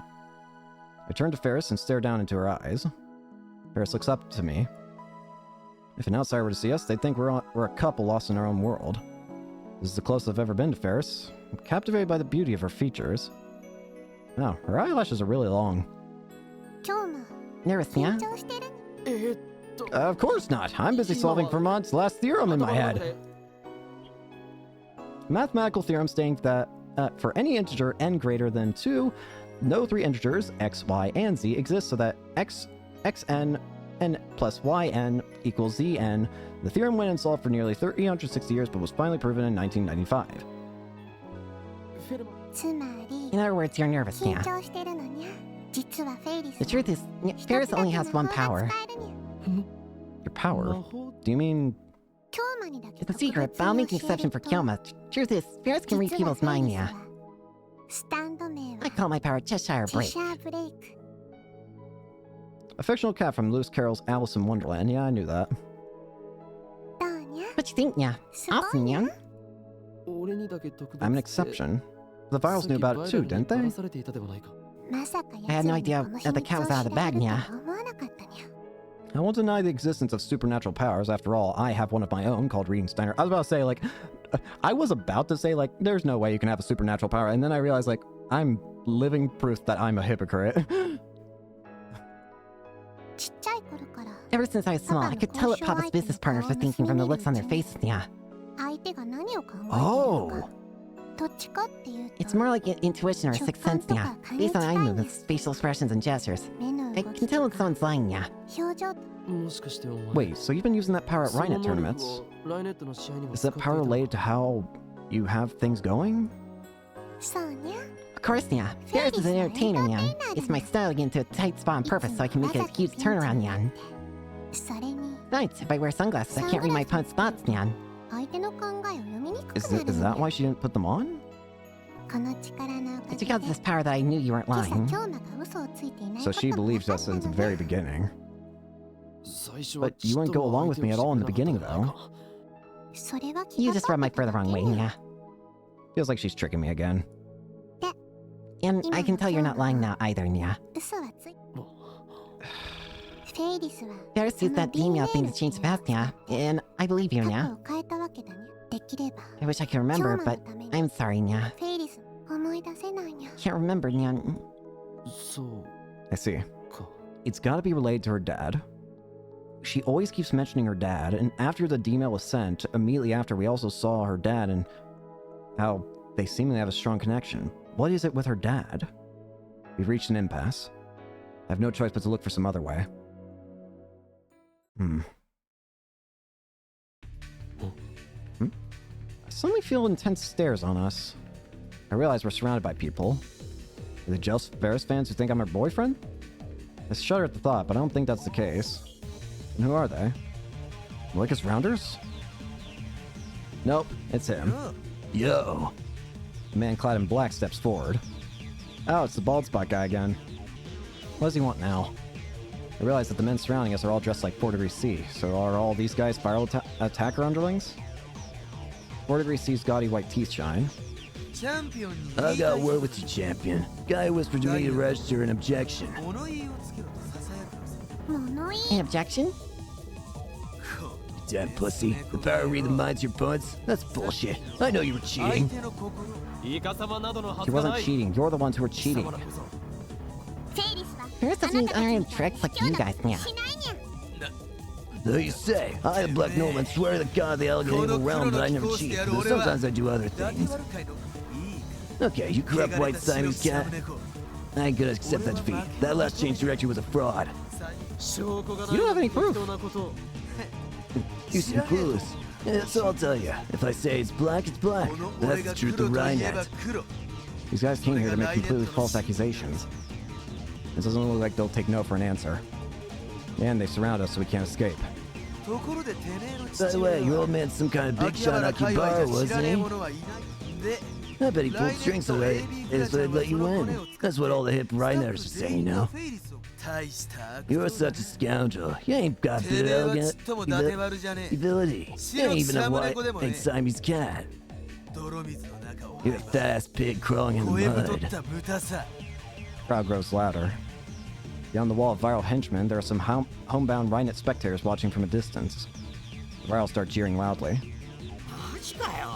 Seriously? I thought it went way too well, but you're telling me it was rigged? This cat girl's the worst. So that's the kind of person Ferris is, a filthy cheater. That's how it is, champion. No, champion. On your knees, bow before me, the Black Lucifer, 4 degrees C. Rub your head on the ground and beg for mercy. And then forfeit your throne. Do all that and I swear to Lucifer to forgive you for your deeds. That's right. That's right, turn down your victory! And never come back to Rhinax's bowers again. They Rhinex, you bitch. Jeers fly from the surrounding virals. None of the onlookers approach. I guess they don't want to get involved. What a farce. How long do we have to listen to this? Let's go, Ferris. Yeah. I grab Ferris's wrist and force our way through the surrounding virals. See ya. As we run from the place, I look back and see... Right there! 4 degrees C and his group are chasing after us. Now is not the time, Daru. I'm being chased by men who want to kill me at this point. And they're not the men that I'm used to having try kill me. Daru, what do you want? Hello? It's me. What? I'm busy now. Still doll? Still doll? No. You haven't seen Ferris on it, have you? Actually, everything's on fire. What do you mean everything's on fire? On fire? What is? There are blogs and fan sites. Damn, the fire. All attackers must be flooding the net with false accusations. Scumbags. I'm hanging up. I press the end call button and run even faster. They're trying to shatter everything. Come on, those guys are still killing us. Keep running, just keep running. Pull casting for oxygen. I pull Ferris by the hand and run faster. We zigzag through the streets of Occupy until we loop back to UPX. Ferris's home is right next door. We should have gone there first.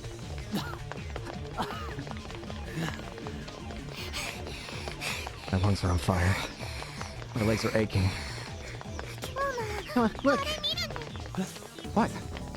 Ferris tugs at my sleeve, stopping me. I look at where she's pointing, and there I see several unsavory-looking young men clad in black leather loitering near the apartment building's entrance.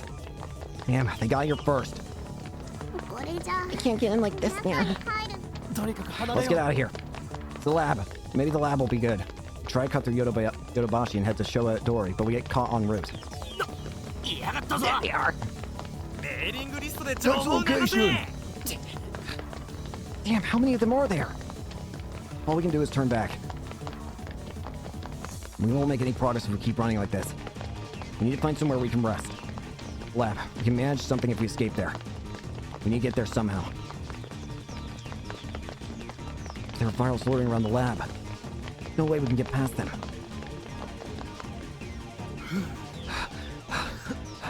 We end up seeking refuge in the ramen shop behind the lab. The ramen shop behind the lab. On another world line, this was May Queen plus Neon Squared, where Ferris and Mayuri worked as maids. Why are we still here now? We need to run. May Queen's second floor now seems to be the storehouse for a ramen shop downstairs. Actually, that might be the perfect place to hide. I take Ferris's hand and run up the stairs. In the empty room are piles of what seem to be bags and flour. Ferris and I hide behind one such pile. I just hope nobody saw us come in. Let's wait here until those assholes give up. I take out my phone and open the compose mail screen. Help. I send Daru an SOS. Ferris and I are hiding above Ramen's Tasaburo. It's mostly empty with some sacks of wheat flour. Nothing that looks useful as a weapon, and nothing big enough to hide behind. Our attackers are chasing us, and I don't think they can be reasoned with. Normally I would have no trouble taking all of them on, but I can't use my full strength with Ferris nearby. Call us a taxi pronto. I sent the email. It's hell in here. Running has made me thirsty. If this were May Queen, we'd have air conditioning, and I could get something to drink. Yeah? Oh, nothing. I just said the first thing that came to mind, but Ferris looks at me strangely. How do you know the name of the maid cafe that was supposed to open here, Nya? Wait! What? Huh? Oh, I know. We opened up the homepage for a little bit to post maid recruiting information on. Did you see it? It was supposed to open. Why'd it close? Ferris organized the cafe's plans and passed it through the conference. It was almost a done deal, Nya. At the last moment, Papa put his paw down and the plan died, Nya. That was the D-mail then! The D-mail was to tell Ferris's dad to not open up May Queen. May Queen plus Neon Square was the start of Akihabara turning into like the Moe area. But when Ferris sent that D-mail, it changed it all. That has to be it. The D-mail that Ferris likely sent was to stop May Queen plus Neon Square from being built. Papa's such a blockhead, Nya. If you let the story to me, it would have been in the best maid cafe in all Japan, with and costumes and fantastic maids, Nya. Would have even pulled customers to Akiba from all the way over in Ueno and Ikebukuro and... Oh. That's it. The Akihabara I know catered to fans of games, anime, and moe culture. The current Akihabara is still an electric town of old. This used to be the Maid Cafe, May Queen plus Neon Squared. But now it's a ramen shop. And if I remember correctly, Ferris wasn't this attached to Rainet access battlers on the previous world line. Ferris. No, Akiha Rumiho. Nya? You're the Akiha daughter and heir, so you go to the Akihabara City Development Conferences too, right? I don't attend, Nya. You don't? But didn't you say that... Did she say that before the world line changed? Papa's the one who goes to the conferences, Nya. Why would Ferris have to go, Nya? Then why did you go to the conferences? Like I said, I don't, Nya. That's right. Makes no sense for a high school girl to participate in development conferences, much less be the mastermind behind the moification of Akiba. Moe shops began to spring up around 2002, didn't they? Back then, Ferris was still 9 years old. Could this be a clue to the contents of Ferris's D-mail? Your dad's into retro PCs, right? Yeah, by the way, we still haven't found an IBM 5100 yet. Has your dad ever sold any or given one away? On another world line, Ferris's dad donated the IBM 5100 to Yanabayashi Shrine. Or was it Ferris who did that? Never, yeah. Papa loves all the PCs he collects, yeah. He never get rid of one, yeah. So why did he donate the IBM 5100? Do you have any retro PCs, Ferris? I don't get Papa's hobbies at all, yeah. Ferris likes cosplaying anime and cute things, yeah. The reason the Moe shops disappeared was because Ferris didn't participate in the city development conferences. Was the mail that Ferris sent to her dad something along the lines of don't bring your daughter to the development conferences? I guess that's what the D-mail was about. Let's say you participated in city development ever since you were a child. I'd put Moe shops all over Akiba, yeah. Just visit Kamima and you'll see the wonder of otaku power, yeah. That's it. That's 100% it then. That has to be it then. The D-mail that Ferris sent was so that to not let the D-mail that Ferris sent to her dad was to tell her dad to not bring her to the conferences. I'm sure more people would visit Akiba than now. Aside, if you no longer wanted to participate after participating for all that time, how would you stop yourself in the past? That's some sort of psychological test, yeah? It's just a hypothetical question. Ferris ponders this for a while. A dramatic way would be perfect. What? Like you see on TV, yeah. Ferris is weak to drama, yeah. I probably got that from Papa, yeah. Really? For example, if Ferris got kidnapped or... Suddenly, Ferris falls silent. It's a dark room. I can't read her expression. Kidnapped? Wait. If Ferris got kidnapped or... Wait, what? Ferris? What's wrong? Ferris suddenly clutches her head. Ferris, did you get kidnapped at some point? My head hurts, yeah. Hey, Kyoma. Ferris has been feeling funny since coming to the storehouse, yeah. You know, I only came here once back when I was a little kitten. It feels really nostalgic. Like I've been here many times, yeah. Wait. Were you... What happened to you? What the fuck happened to you? What does this mean? Is she messing with me again? No, this feels too real. What happened to you? Her face lights up, and then she grabs my arm. I remember. Remember what? I remember, yeah. The force of her declaration stifles my response. May Queen plus Nyan squared. Kyoma and Daru were regular customers, yeah. And Mayushi worked here too. Wait, what? How do you remember? What? Really? You remember that? How the hell does she remember that? There's nuts. How? This shouldn't be possible. Does she have something similar to reading Steiner somehow? Or is it part of her Cheshire thing where she can read people and reading enough has made her remember somehow?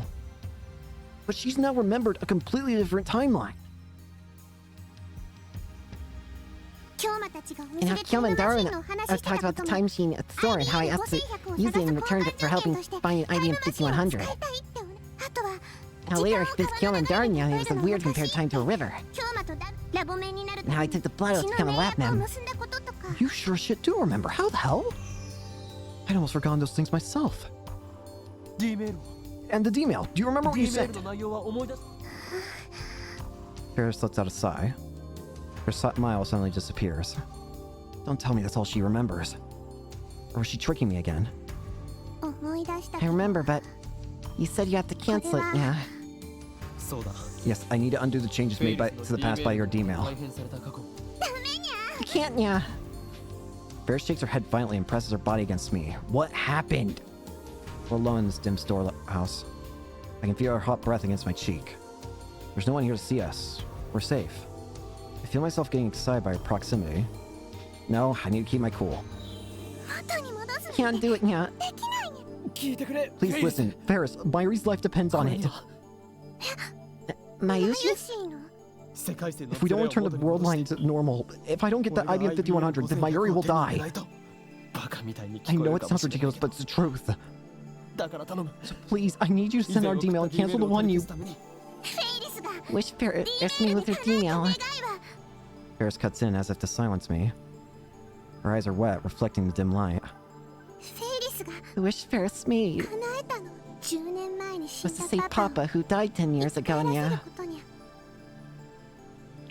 What? Your dad died 10 years ago? Wait. What? What do you mean? What?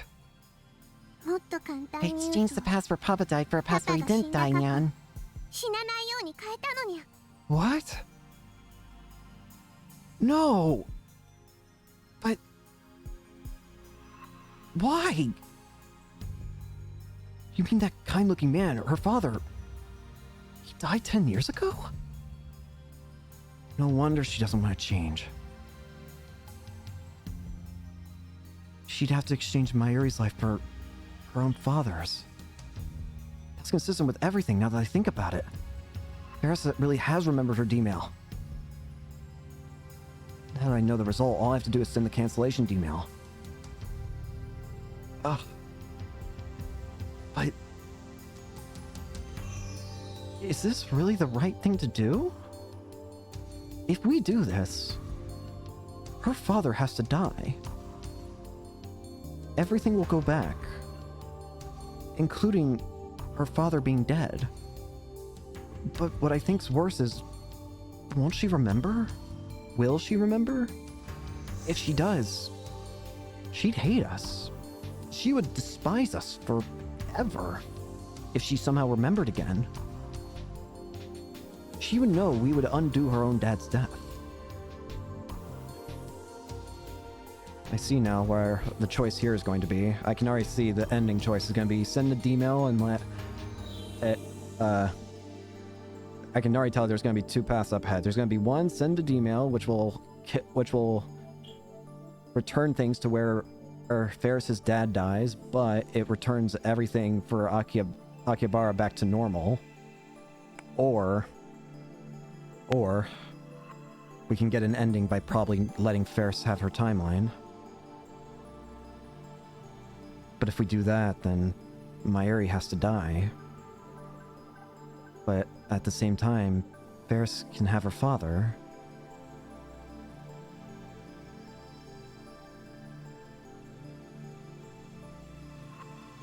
Can't even send Funwave right now. But it's not so simple.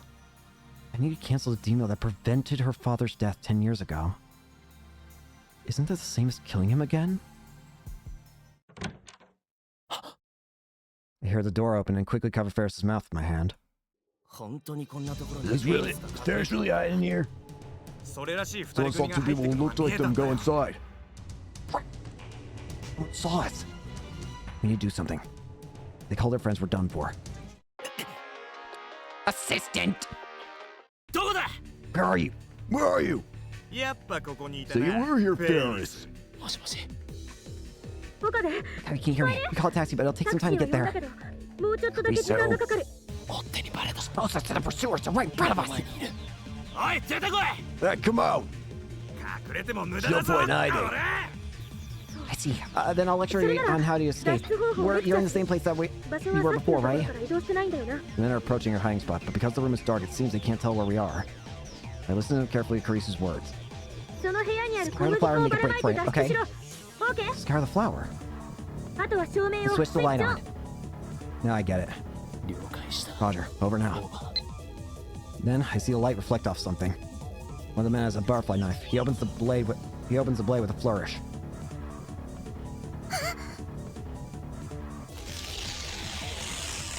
Ready for a flashbang? I quickly rip open the nearby wheat flour sack and toss its contents into the air. The scattered white powder shines in the sunlight through the window. What the? Flying past the disoriented men, I carry Ferris towards the exit. Right next to the exit, I see the light switch. I push Ferris up first and flip the switch right before shutting the door. Here's a flashbang! Right as we get out. What happened? It sounded like firecrackers resounds from the other side of the door. A dust explosion. I've seen the same trick used by guys like McDiver and Master Chiton. Oh, that shit worked. A popular Japanese comic that ran from 1988 to 1994 follows the activities of the titular protagonist, who is an archaeologist, a survival instructor, and an insurance investigator. I should distract him long enough for us to escape. Ferris coughs, shaking wheat flour off her clothes and hair. There's no time to spare. The taxi still isn't here. It's not like we can wait. We need to leave here now. However... You're not getting away! Get them! Crap! We head for the lab but got ambushed. Oh no. Soon Ferris and I are surrounded by men with the fires of hatred burning in their eyes.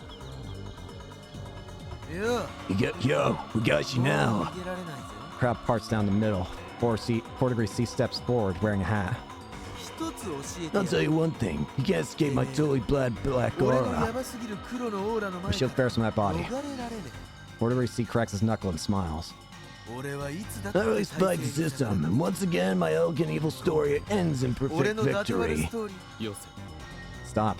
Don't you lay a finger on me. The only thing I can do is stop faltering is to go to Hue and Kyola mode. If you take another step, the power of my right arm will break. Always at the front line of the scene stands one man. That one man is the peacock flapping its black wings. Calm down, right arm of mine. No. Feel it coming undone. Run away. All of you, your lives are in jeopardy. Ugly like Glory with my crazy dance. The one chosen by the jet black wings is none than I. I'm gonna reveal your bald spot to your minions and have them laugh at you. No, my right hand. My right hand! Please stop! I don't want to kill anymore! Hey, what the hell is he doing? Something strikes the top of my head. One of the virals threw a can at me. Oh, Tricky, this is a typical Chunibyo case. Yeah, like you guys can talk. Word, just kick his ass. Very well, then pays off. Releasing restrictions. Before I can kick, 4-degree C kicks me in the solar plexus. Ah! He grabs the top of my head and knees me repeatedly. Finally, he lets go of my hair. I start coughing as soon as I hit the ground. Ow. I told you, man, the coolest size burns. That's frostbite, you idiot. Why you? He starts stomping at me with his booted heels. Kilma! All I can feel is pain. I bend an ill thought and wait for the storm to pass. Damiya, don't kill me anymore! Don't tell me what to do. I'll only listen to the whispers of Gaia. 4-degree C grabs my thumb in both hands and starts to twist. Someone help!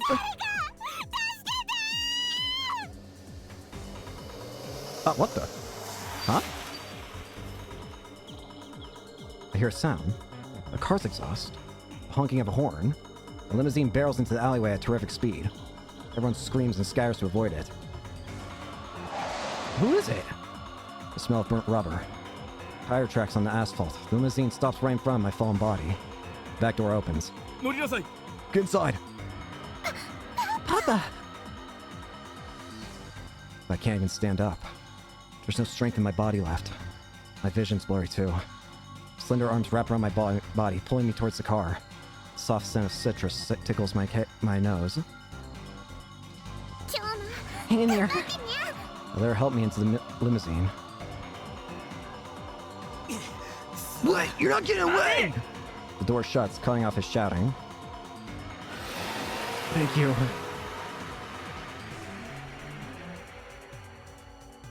The car speeds off like a bullet. Thank you. There's a softness under my head.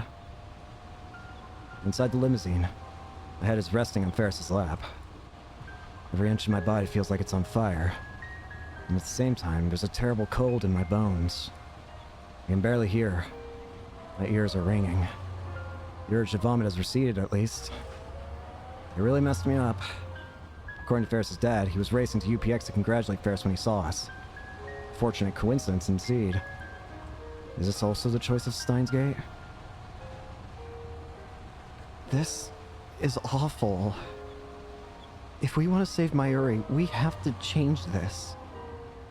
We have to let Ferris's father die, even after he saved us. After making Ferris's life so much better. All of that's gonna be undone. Her father will die. She won't grow up with her father anymore. And what's worse is she might remember. If she could remember the other timeline, and who's to say she couldn't remember this one? She could just as easily remember living in this timeline, living with her father.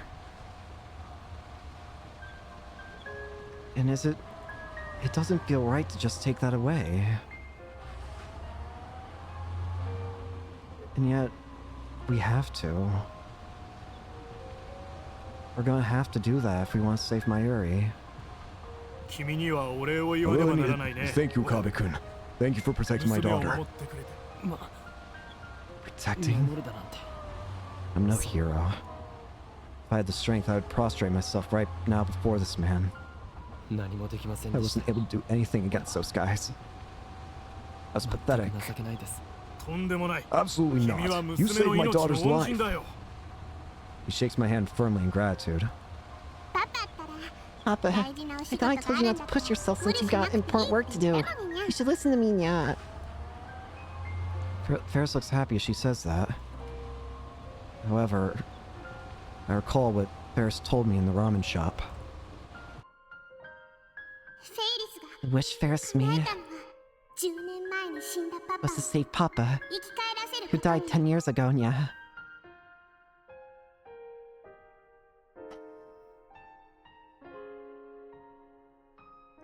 The curse of time travel.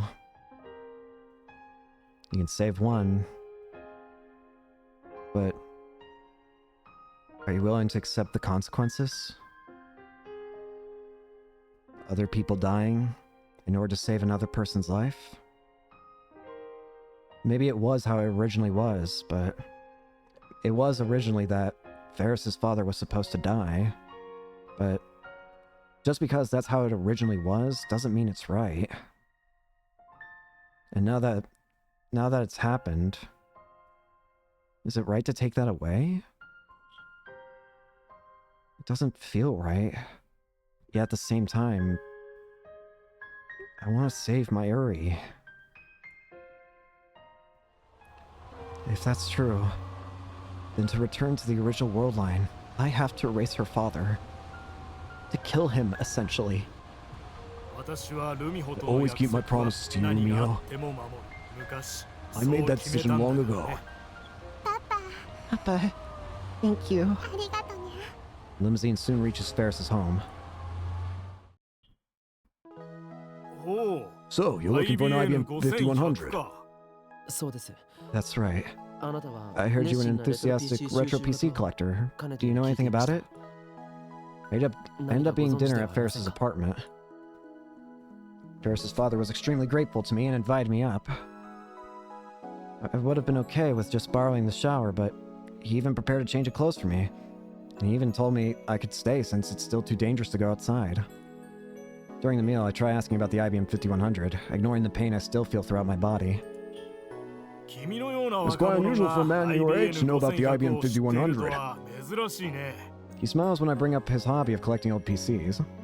I did have one, gave it away though. You gave it away? Yeah, I had a compelling reason. He glances at his daughter. Ferris keeps eating her meal silently. Did you donate to Yanabayashi Shrine? To a shrine? No. No? All the strength drains from my body. Are my efforts for nothing?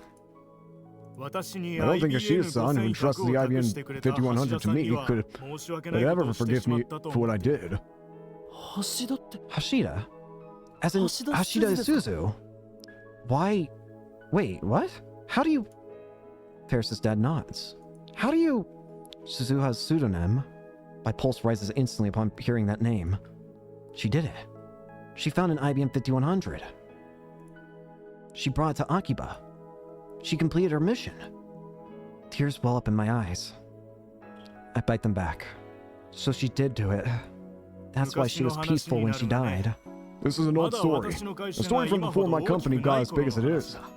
Rumio was kidnapped. The kidnapper demanded an unthinkable ransom. Maybe I should have mortgaged the company instead. But at that moment, someone appeared, like a godsend, offering a large sum of money to buy my IBM 5100. I sold it, which gave me enough to prepare for Rumio's ransom. Let's not talk about that, yeah. God. She'd have to go through all that pain again. And there's a chance that she would remember this timeline. How can I do this to her? For some reason, Ferris's face turns red with embarrassment. In order to save my Uri, I have to kill this man. If I had to say, her dad seems really happy to tell this story. Not something you expect from a kidnapping story. So, who was the buyer? A French businessman, I believe. I think I still have his contact information. Would you like it? I politely declined the offer. There's no way the IBM 5100 will arrive from France in time, and I doubt we could afford to pay for it anyway. Plus, there's a high possibility the buyer's related to CERN or the Rounders. I clenched my fists and opened it again. Why won't you return to me, IBM 5100? The only way to bring it back is to kill her father. It's well past midnight, and I'm still awake. My body hurts too much to sleep. And then there's the question eating at my mind. What should I do? How can I cancel the D-mail that saved Ferris's father? My encounter with the man himself has given birth to unnecessary internal conflict. Again, though, if we don't do this, Mayuri dies. But I don't want to just kill him for... This is wrong. I'm about to steal Ferris's father away from her. I need to do it to save Mayuri. But does that give me the right to play God?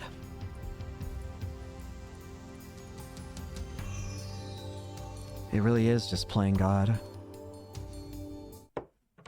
Huh? I hear a knock, and then the door opens. Kyoma. Oh, Ferris. Still awake? May I come in? Normally, Ferris would have addressed Nya at the end of the question. Uh-oh. She's being serious right now. Without waiting for my answer, Ferris steps inside. Then she sits next to me on the bed. She's not wearing her cat ears. She's being dead serious right now. Thanks for earlier. When the viral gang started chasing me, I was really scared. Does she have a fever or something? Why is she talking normally? She usually pretends to be a cat girl. Does this mean she's not using her Ferris persona right now? This isn't Ferris right now. This is Rumio. Is this the real Akiha Rumio? It's actually refreshing to hear Ferris talk normally like this. It excites me for some reason. Like she's showing me a side of herself that no one has ever seen. That was the first time I've ever felt such black emotion from a huge crowd of people. Those guys were obsessed with black. She slaps me on the knee lightly. Come on, I'm trying to be serious. What? Even her retort is normal. The person sitting in front of me isn't a cat-eared maid, and she isn't the Rhinet champion. She's just a normal girl. Does it still hurt? No, I'm fine.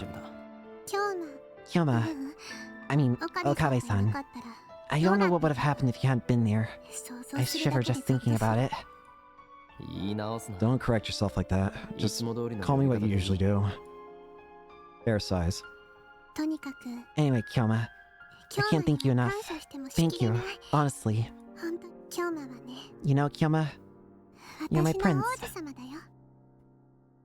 Prince? What's with the fairy tale talk? She's giving me goosebumps. This calls for Hugh and Kyoma. I am not a prince. I am an insane mad scientist and... What the... Before I finish, Ferris throws herself on top of me. What are you doing? Wraps her arms tightly around me. Ferris? I wanted you to call me Rumio. No, Ferris is Ferris, remember?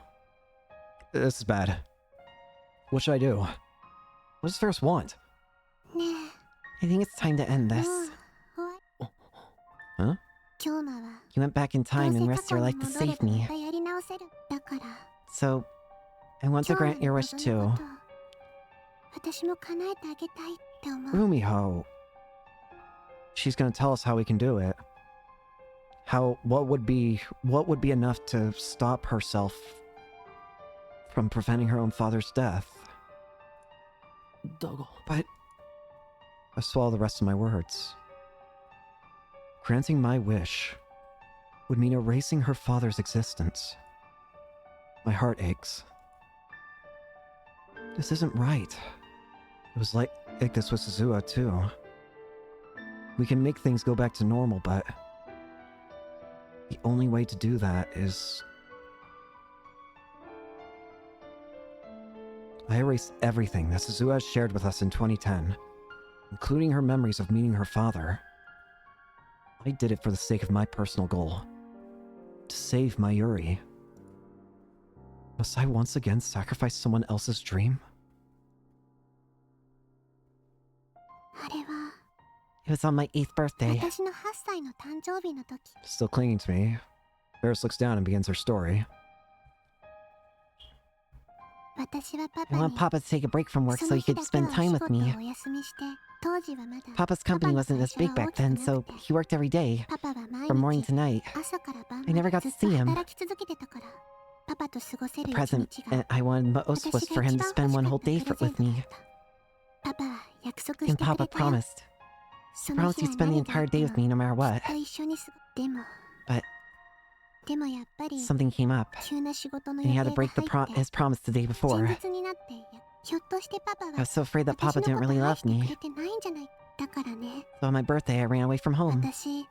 I wanted to make Papa worry. Ferris pauses here for a time, and she looks up at me and continues with tears in her eyes.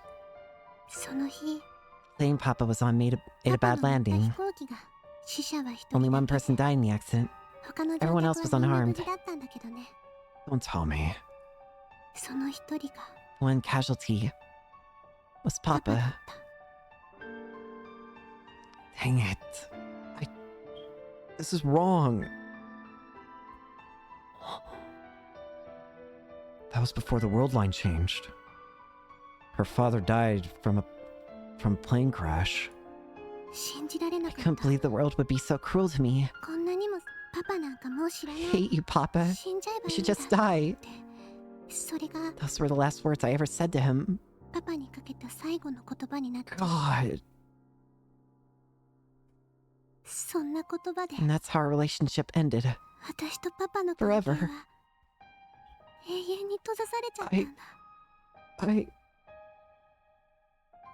I can't do this. Why? Why? Why do you want me to make that choice? To ruin this?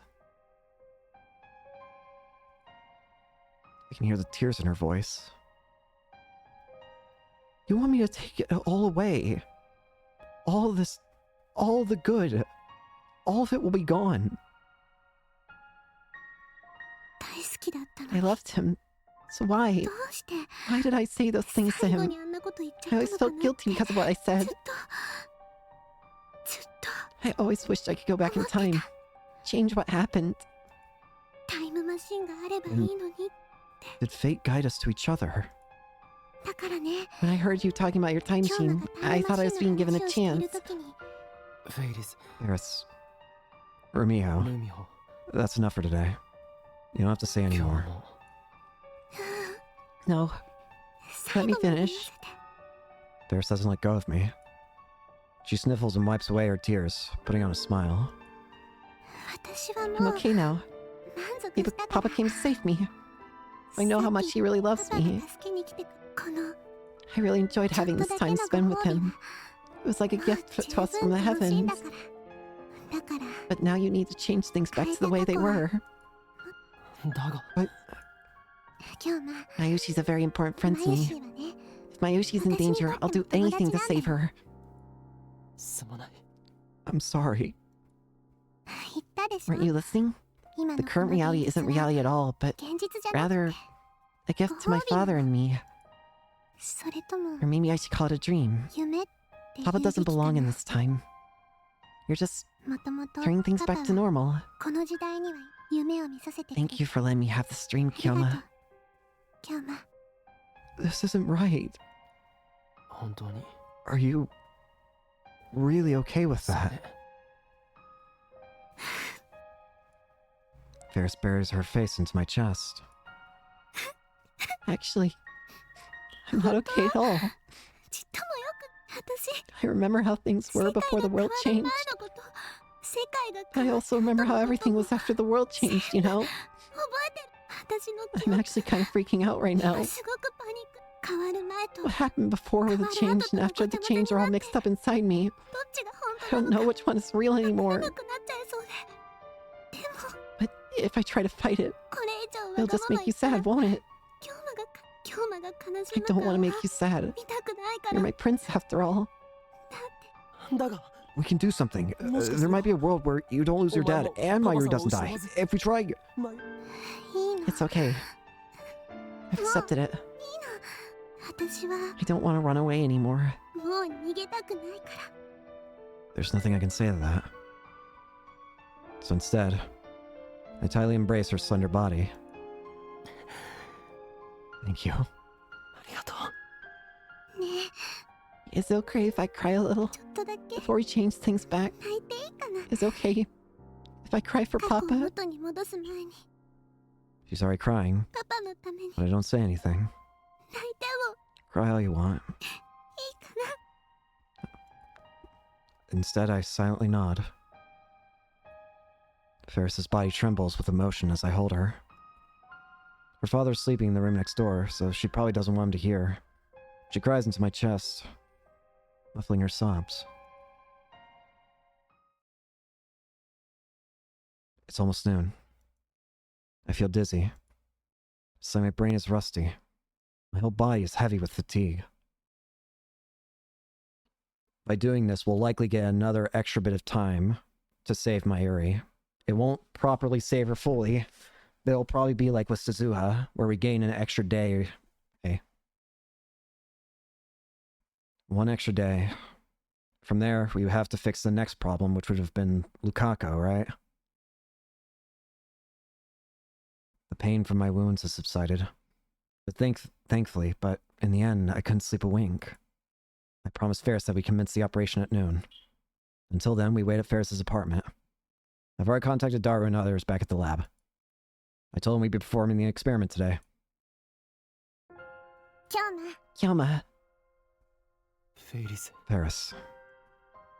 I can see the traces of tears on her face. The sight makes my heart ache. I'll go say my last goodbye to Papa for now. Yeah. Oh? Her usual speaking habits returned the second she donned her cat ears. A nifty piece of equipment. Let me be alone with Papa for a while, Nya. This is awful. Maybe I should say wait. Maybe I should say sorry. We'll go back to how things should have been. Or how they were, but should they? But I say nothing to Ferris's back as she heads to her father's study. By the time Ferris finishes her farewells with her father and comes out of the study, the foam wave, named subject to change, has its settings already complete. I contact Daru at the lab and make sure the Bronze Tube Workshop's 42-inch CRT is turned on. All we have to do is send an email.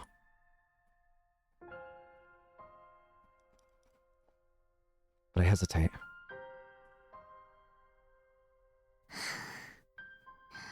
This isn't right. This is wrong. Instead of meeting Ferris's eyes, I look down at my feet. Eternal separation from her father. I wonder what Ferris is thinking now. Don't be like that, Kyoma. You've done nothing wrong, Nya. But... No more talking, Nya. Okay. I can't stay sad when Ferris is trying to cheer me up. This is awful. All of this good will be undone. But it's to save Mayuri. But is it right? I steel myself for what I need to do. Yesterday, just before she left the room, Ferris told me the contents of the first email she sent. 100 mil for your kid. Take the train.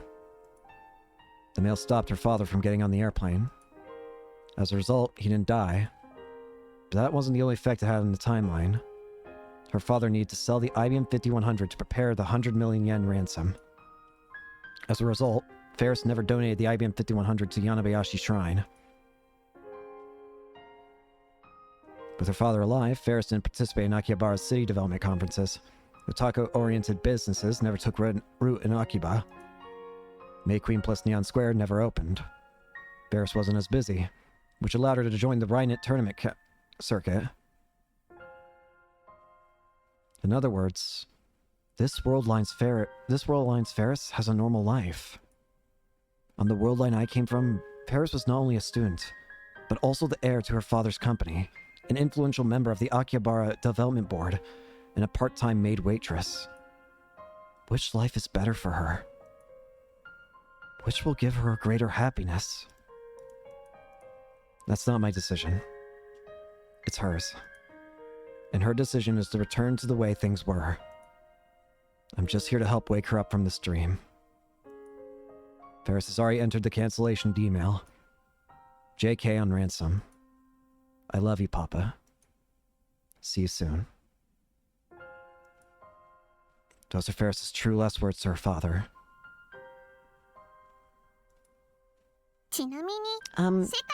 When we change things back, will my memories of this world disappear, Nya? Of course not. You'll remember. You have memories from both worlds right now, don't you? Is that why you're so desperate to help Ferris, Nya? That's open to your interpretation. I feel my cheeks get warm, so I hang my head to hide my face. Ferris doesn't want to forget her time with Kyoma, Nya. Thank you. I take Ferris's phone. I'm sorry, Ferris. I lied to you. When we change things back to the way they were, your memories of this world line will almost certainly disappear. Perhaps another miracle will happen, but you'll regain your memories of this world line too. But I can't be sure. There are no guarantees. And so, I will engrave these memories onto my heart. The memory of Ferris, the Rhinet champion. The memory of her father, who gave thanks to a stranger like me for protecting his daughter. I will carry them for you. Always. Bye-bye. Papa. It must be done. I can't do it. For Mayuri's sake. I must erase Ferris's memories just as I did Suzuha's. There's no other way. I give Ferris back her phone. Kyoma? No. I won't let this dream end yet. Don't jump to conclusions. We should explore other methods. After all, her father's life hangs in the balance. Let's try another way. I can't kill your dad. I'm sorry. Ferris led you astray, Nya. No, it's okay. This is my decision. I don't have what it takes to be a god. That burden is too much for me to bear.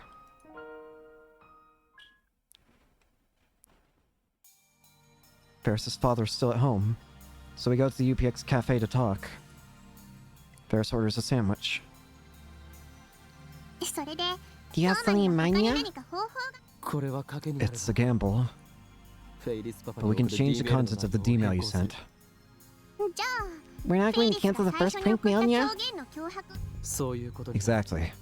I win as long as I get back the IBM 5100. Your father doesn't need to die. Or as I say that, the employee comes to us with the sandwich and drinks. She looks startled. We're talking about a game. The employee forces a smile at my lame excuse and heads back inside. I turn back to Ferris. I think we should send a email that says something like, give the IBM 5100 to Okabe Rintaro. I think 10 years is about the time limit of how far back we can send emails. Phone mail didn't become widespread until then. Lukaku's mom pager was a special case, but even that was still limited to the 1990s. So I don't think we can do anything fancy, like tell Ferris's dad to start stockpiling IBM 5100s in 1975. Well, you know, back then, Papa's company was down and he didn't have much capital, yeah. I doubt you could say anything to stop him from selling the IBM 5100 if he needed money saving, yeah. Ferris frowns and takes a bite of her egg sandwich. That depends on what we send. If we make it seem like it came from the kidnappers, then your father has to find another way. He's a retro PC collector, so he should have plenty of other PCs he could sell, right? He wouldn't get enough money from those, yeah. Back then, the IBM 5100 was the only one people would pay that they threw the notes for. And this is something only you can pull off. I'll say it again. This is our only bet. Bet to escape the responsibilities of a god. How will the world line change? What will that new world line bring? I don't have the answers. It may become a world where neither Mayuri nor your father can be saved, but it could also be one where both can. There's no way to be sure. I can't leave things the way they are. I can't let Mayuri die, and I can't let your dad die. The gamble. All or nothing. Is Ferris alright with that? 2 lives hanging in the balance. I don't want to be the one making decisions that affect whether people live or die. I can't think of any alternative.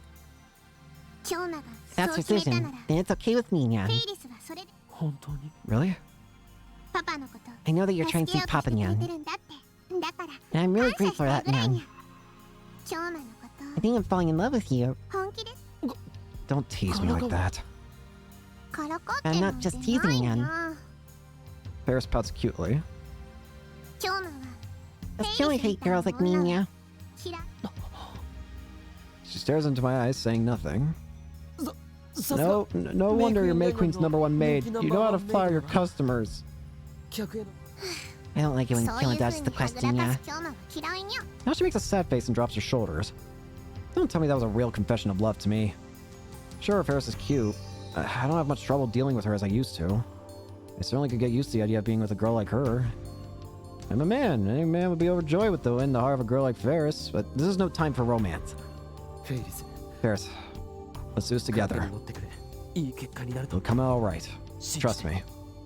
I guess you're never gonna answer me, yeah. Ferris looks a little sad, but after a deep breath, she smiles again. I'm with you, Kyoa. Let's send that email now. You have a plan. Will dice come up odd? Or even? Not even God knows. Only one way to find out. I take Ferris with me to the lab, and Dara weeps tears of joy at her safety. Mary jumps on her with a hug. Karisu keeps reading, her expression aloof. I tell the 3 of them that I'll explain later, though I don't know if I'll get the opportunity since we're changing the past, and head with Ferris straight to the development room. Ferris has already written the email. The root of the problem is her fake ransom demand, which caused her father to sell his IBM 5100. This is a second threatening email written to prevent that. Its time of arrival is 1 hour after the first email. I set the timer and exchange glances with Ferris. There's no turning back. I hope I still remember you. I always still remember you now, after the world line changes. Even that is no guarantee.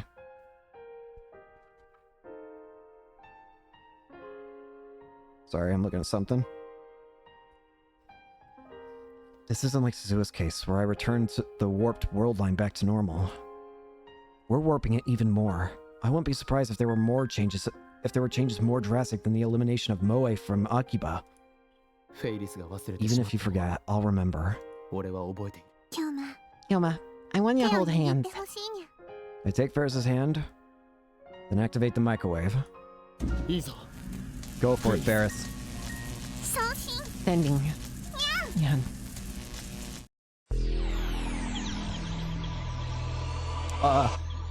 Why is there no 0 at the end? Or at the beginning? Where am I? The warmth of Ferris's hand suddenly disappears from mine. What happened? Huh? What?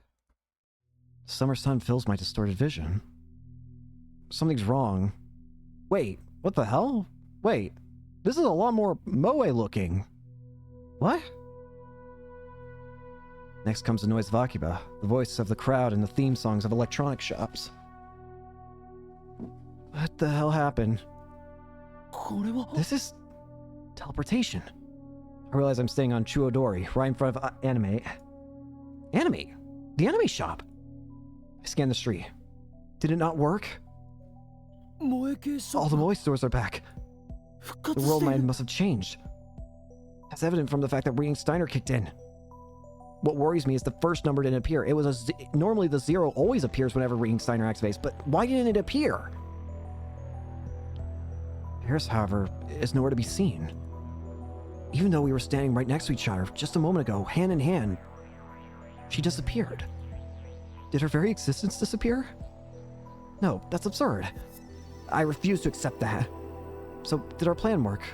Or are things even worse now? I need to explore this new world line. What did I change? I head to Tanuji residence and find Nai there, home alone. I managed to convince her to let me in. The divergence meter is there as expected. What? The first digit is blank. What did we... Unless... Can it not read? Did we... What changed? Something's not right here. What's going on? Why isn't the first number appearing? The first number always appeared. It was always a 0. Unless... Can it not read the first number? Is that why? Now it reads 0.275349%. Are we over 1%? Actually, we may be way over 1% if things seem this different and if this is not working right. Is it broken? Or is there a reason for the missing digit? Anyway, better make a note of this number on my phone.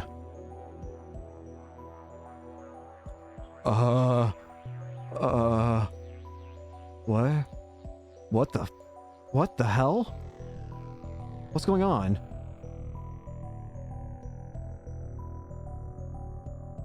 Why is the only address near Ferris? And why are all my mails? When I checked the divergence meter after erasing our memories with Suzua, the number was above 0.4%. The current number is significantly lower now. The bigger question is that missing first digit. I think we've gone way past 1%. We've done something too much. Who are you? What do you want? Nai peeks at me from behind the sliding door. She's acting even more afraid than usual. I don't want her to tattle me on her dad, so I better calm her down somehow. Sorry for the sudden visit. I'm done. By the way, your old man's the one who showed me how to get here. It doesn't seem to ally her nervousness much, and she still doesn't come any closer. Who are you? Please get out.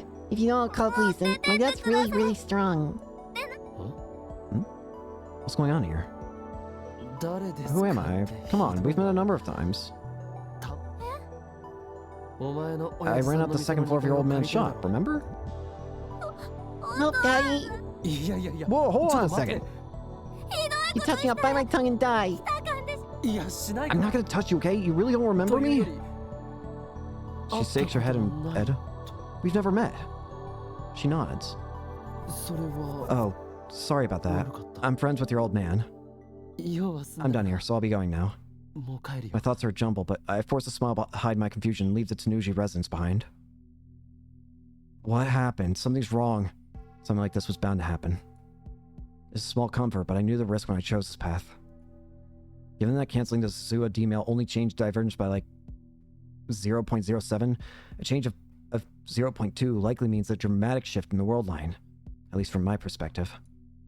It's highly possible that past events on this world line, and my relationships included, are very different from what I remember. As proof, with the sole exception of Ferris, all contacts have disappeared from my phone. I don't know anyone else? That's nothing but pure horror to me. To save Mayuri and Ferris's father, we warped the fabric of time even more than it had been warped before. To lose everyone other than Ferris, that would be unbearable. It can't have happened. They can't have disappeared. I'm sure they still exist. My phone's just broken is all. Yeah, that's probably it. I knew this might happen. I accepted the risks. But at the same time, I don't want my relationships with my friends to change. I hold that desperate wish in my mind. Mayuri, Daru, and Kurisu should be in the lab like usual. Once I get there, Mayuri will greet me cheerfully, right? I climb the stairs to the second floor, praying that everything will be alright. And there, I realized that my prayers were for naught. The second floor is vacant. And of course, the time link machine is nowhere to be found. We're stuck. So May Queen exists. Still in a daze, I wandered to the maid cafe in search of a familiar face. Feels like 10 years since I last saw that cat logo. I take a deep breath and open the door. Oh! Mayuri! Ferris! Mayuri! Thank God. I feel indescribable relief when I see the two girls standing there. They didn't disappear. They still work here, just as I remember. No, Master, it's Mayushi Nyan Nyan. Mary smiles at me and strikes a cat-like pose. You're Ferris-chan's dual partner, aren't you? Uh-oh. She turns to Ferris. Ferris-chan, do you know Mayushi's real name? Hmm? I don't remember telling him, Nyan. But you do call yourself Mayushi, so maybe you guessed, Nya.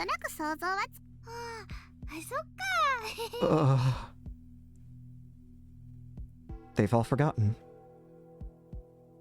And yet, maybe this is for the better? Everyone's forgotten about me. But maybe... But Mayuri's alive. We never made a time machine. Everyone's fine. Maybe this is for the better. This feeling. Something is very wrong. Kyoma. Ferris brings her mouth close to my ear. Thanks for coming, Nya. Please don't act like my boyfriend in front of the customers, yeah? Your boyfriend? Dummy, can't use that word, Nya. We can sweet talk all we want after work's over, so control yourself till then, Nya. What are you talking about? Yeah? I see, I get Nya. You're one cool cat, Nya. Come on, Ferris-chan. You can't flirt with him here. What do you mean, Mayushi? I did no such thing. Mayuri, do you remember Daru and Kurisu? Mayuri tilts her head with a confused expression. Daru? Kurisu? Who? The coldness in the pit of my stomach returns. There's something odd about how Mayuri and Ferris are acting. Does this mean my relationship with them has changed as well? Where's our laboratory? Laboratory? Love hotel? What the hell? Ferris grabs me by the ear. Ow! Ow! What are you doing? Kyoma, what's this about, Nya? Don't tell me you made plans to meet Mayushi at a love hotel, Nya. You're such a pervert thing about doing more things with a minor like her, Nya. Laboratory, not love hotel. Don't mix them up. Laboratory? What do you mean by laboratory, Nya? Laboratory, as in the Future Gadget Laboratory. You remember, don't you, Mayuri? The Future Gadget Laboratory. Mayushi doesn't know what that is. Sorry. She doesn't remember. It can't be. Anyway, why do you keep talking to Mayushi, Nya? You're trying to flirt right in front of your girlfriend, Nya? Girlfriend? Ferris. Whose? Mine? That's how you're gonna tease it. I'm gonna have to ask you to leave, Nya. So help me, Nya. Right. Sorry. I apologize and ask to be seated. And inside, I find Daru sitting at a table for two. He's fidgeting for some reason. Why is he staring at me like that? Daru, there you are! I sit in front of Daru and let out a sigh of relief. I drink my water in one gulp. I was really thirsty. Daru doesn't try to hide his displeasure. Hey, what's your relationship with Ferris-chan? What? I've seen you somewhere before. Where was it? Anyway, if you're being way too familiar with Fairstein, are you filthy normal? You are, aren't you? Oh god. People who find happiness and fulfillment in the real world. Normies, markers of normalcy include having a girlfriend / boyfriend, participating in club and or school activities, going to parties regularly, vacationing overseas, and display of lack of interest in 2D anime entertainment, whatever. Whoa, Daru, just what are you... Shut up as soon as I start talking. Given how Mayuri and Ferris are acting, it's entirely possible that my relationship with Daru has changed too. Better make sure. Have we met before? Of course not. This is your first time here, right? As a regular customer. And make sure you remember the other customers' faces. No, I'm pretty sure I count as a regular here. This taste is the taste of a liar. How can you tell without even licking me? Anyway, answer me. What's your relationship with Fairstein? I'm... No direct enough? Not direct enough? Fine. Question mark. What is your name? Why do I have to be crossed in by Daru? He's unpleasant, but I also don't want to anger him anymore, so I'll answer honestly. The question is which name to use. I'm Hyun Kyoma. Seriously? Daru suddenly bends forward. His attitude changes completely at this. He grabs my hand, suddenly happy to see me. Oh, yeah, now I remember. I'm sure I've seen you before somewhere. You're Fairstein's dual partner, who ain't Sakshi? Wow, I feel like an idiot. It's an honor to meet you. I'm a big fan of you and Fairstein. I saw that last semifinal. He shakes my hand forcefully. His hand is all sweaty. Hey, wait, Daru? Daru? I didn't know my nickname. Well... The pieces are starting to fall into place. The lab is gone. Mayuri and Daru don't know me. We haven't met. We're not friends. We're nothing. I... see. All the time we spent together is gone. Every moment. Every memory. Is this the price I have to pay? Is it my destiny to live in a world where even my best friends don't know me? Man, tomorrow's finals, huh? Be the shot of those viral attackers for me. The finals? Viral attackers? That means it's about Rhine Axis battlers. Am I participating as Ferris's partner? But I thought the finals finished yesterday. So in this world line, it's tomorrow. I'll ask Ferris later. For some reason, it looks like I'm her partner and her boyfriend. But I can deal with that later. Right now, there's one more thing I need to know. Hey, do you know someone named Makise Kurisu? Oh yeah, she's that genius girl whose thesis got published in that big academic journal, right? Have you met her? She gave a lecture at ATF a couple weeks back. I saw it. She's pretty cute. Why do you ask? Just wondering. It was obvious. If the lab doesn't exist, then how could I have met Kurisu? I go limp in my chair. What about the bet I made? The bet to save Mayuri. Did I win or lose? I should know by tonight. If things go as scheduled, Mayuri will die. Was it right to change the world line? And is Ferris's father still alive? If we save both of them, then I can accept the loss of my friends as the price. I have no other choice. Papa? Ferris stops drinking her iced milk tea and looks at me with furrowed eyebrows. He went to work today, yeah. What about him? So your dad is still alive? Of course he is, yeah. Why would you ask something like that, yeah? You've been acting weird today, yeah. What's wrong? Nothing. I see. Ferris's dad's still alive. Thank goodness. Now all that remains is to learn Mayuri's fate. Will she die? Or will she live? The answer will determine if all of this has been worth it. Is it true that you and I are a couple? Huh? Ferris's face freezes. Her lips start to tremble. Don't tell me Kyo was only playing with Ferris, yeah. You're terrible, yeah. How you play with the heart of a pure 17-year-old maiden? I see that Ferris is as melodramatic as ever. Smiling wryly, I slump down in my chair and look up at the sky. I feel an emptiness filling my heart. So that's how it is. The world line has changed, and the only one out of place is me. I feel so alone. My friends don't know me anymore. My Yuri isn't even my childhood friend. どこにも I won't let you go anywhere. 行かせない。連れてなんて I won't let anyone take you away. 行かせない。 That didn't happen in this timeline. My Yuri is no longer my hostage. I was willing to do anything to save her. Even sacrifice the time Suzuha spent with us. And yet... No. Think positive. Now that Mayuri's a stranger, there's no reason for her to die. Just think of it this way. I sacrificed our memories in order to save Mayuri. That does... little... to alleviate the sadness.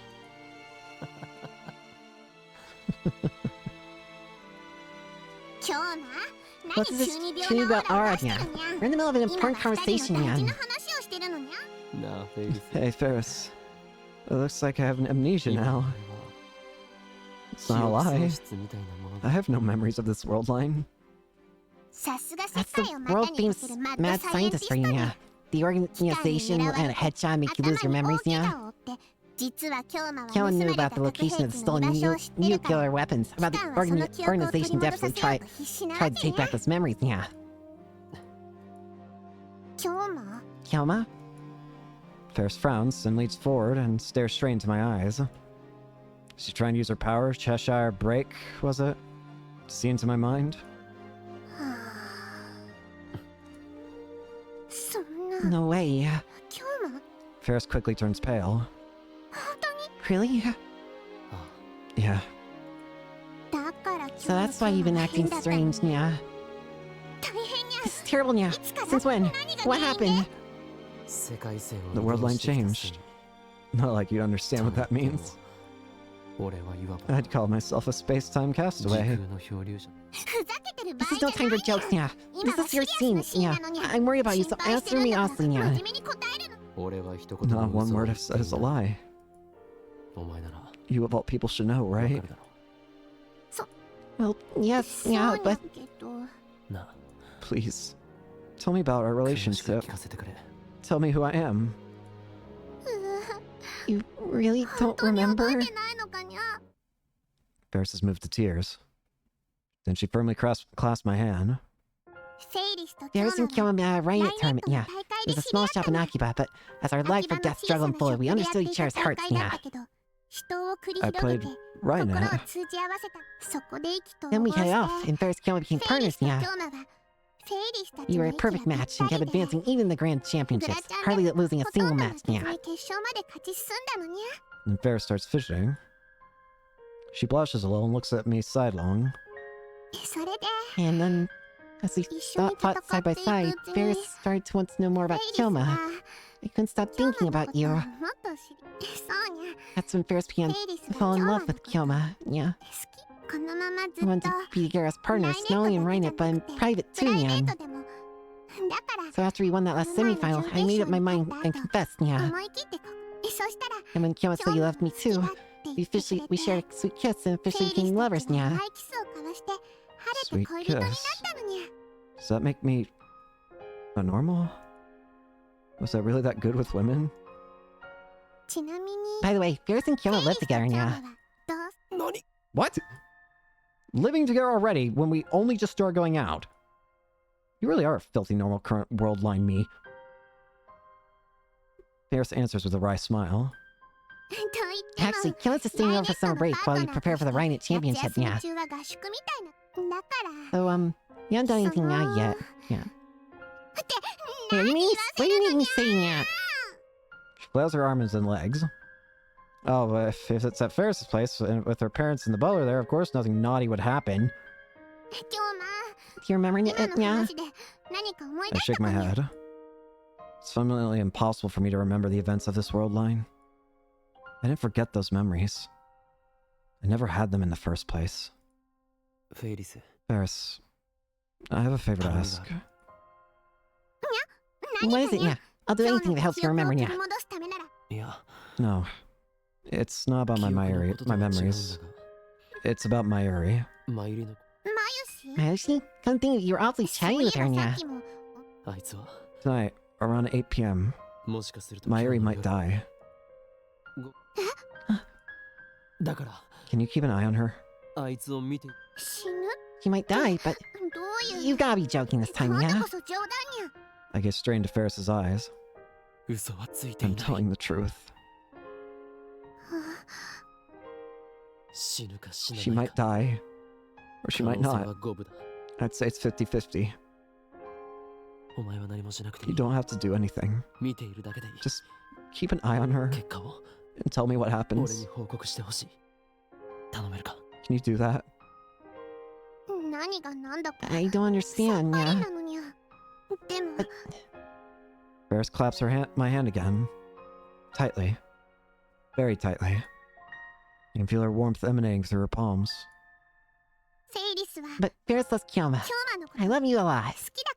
So I trust you, yeah. I trust you. ありがとう Thank you. Ferris is the only one I can rely on now. I keep staring at the clock on the wall. I was told to wait at Ferris's place, so I've been sitting here for 2 hours. I haven't heard from her since she told me she was going to karaoke with Mayuri. Several hours have passed since Mayuri's scheduled time of death. Ferris hasn't contacted me yet, which I guess means that nothing happened. Wish I could know for sure. If Mayuri were to die now, it would mean that I have utterly failed. I have no way to return to my original world line. I have no way to change the past again. The lab doesn't exist. And neither does the phone wave names up to change. I can't even send an email. To say nothing of leap through time. Okabe-kun! Ferris's parents make an appearance. They smile when they see me. Come to think of it, this is the first time I've met Ferris's mom. She seems like an elegant lady. Rumio's still working. あいえ No, she went out with a friend from work. 遊びに行っているとか Ferris's dad's alive. I learned that fact from Ferris earlier, but it's really good to see him in the flesh. At the very least, I didn't have to kill this man. I see. It's not good for a high school student to be out this late. You need to warn her, Okabe-kun. わかりました Understood. Sorry I have such a troublesome daughter. Hope she's not too hard to deal with. I want you to know, I have great respect for you. ありがとうございます Thank you very much. Can't believe I've done anything to warrant that sort of praise. Sorry about this, but my wife and I have to fly overseas for a business trip. This hour? Kuroki will be here, so just ask him if you need anything. Well then, we're off. お気をつけて Take care. Once the parents leave, I drop into the sofa relieved. He's a really nice guy. I'm glad I was able to save his life if nothing else. Oh god. No, no, no, no. I know what's gonna happen.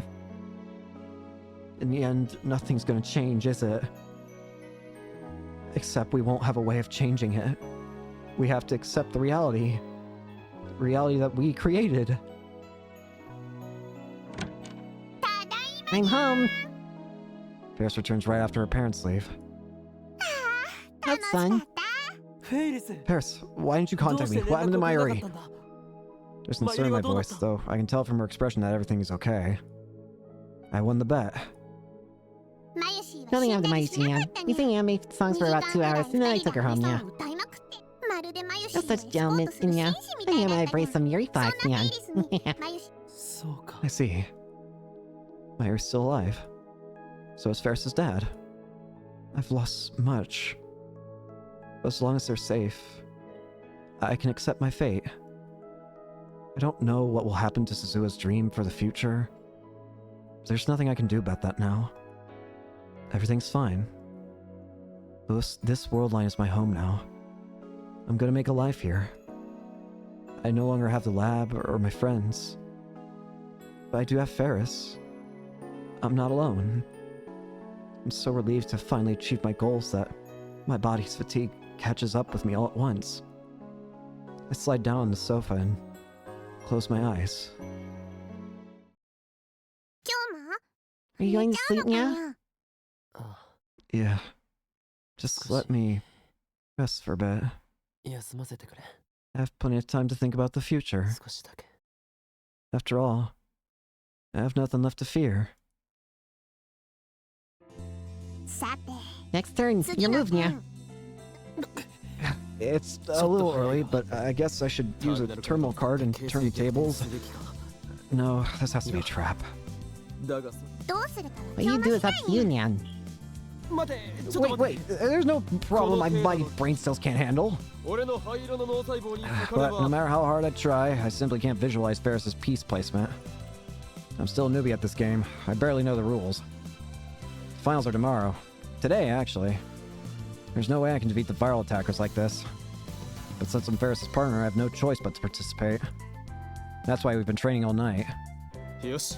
Alright, after careful consideration, I use このウイル virus ス checker. チェッカーを選ぶぜ。 Nice try, Nya. The Ferris' plans and some backup plans carry you, Nya. なん What だ you say?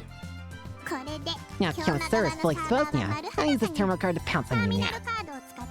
This game is only about 10% luck. The rest depends entirely upon the Rhinetter's strategy and ability. And Ferris has the power to read people's minds, or emotions at least, so it's easy for her to see through my plays. Her power is truly overwhelming. She tears apart my carefully thought out plan, defeating me easily. Ugh, another loss.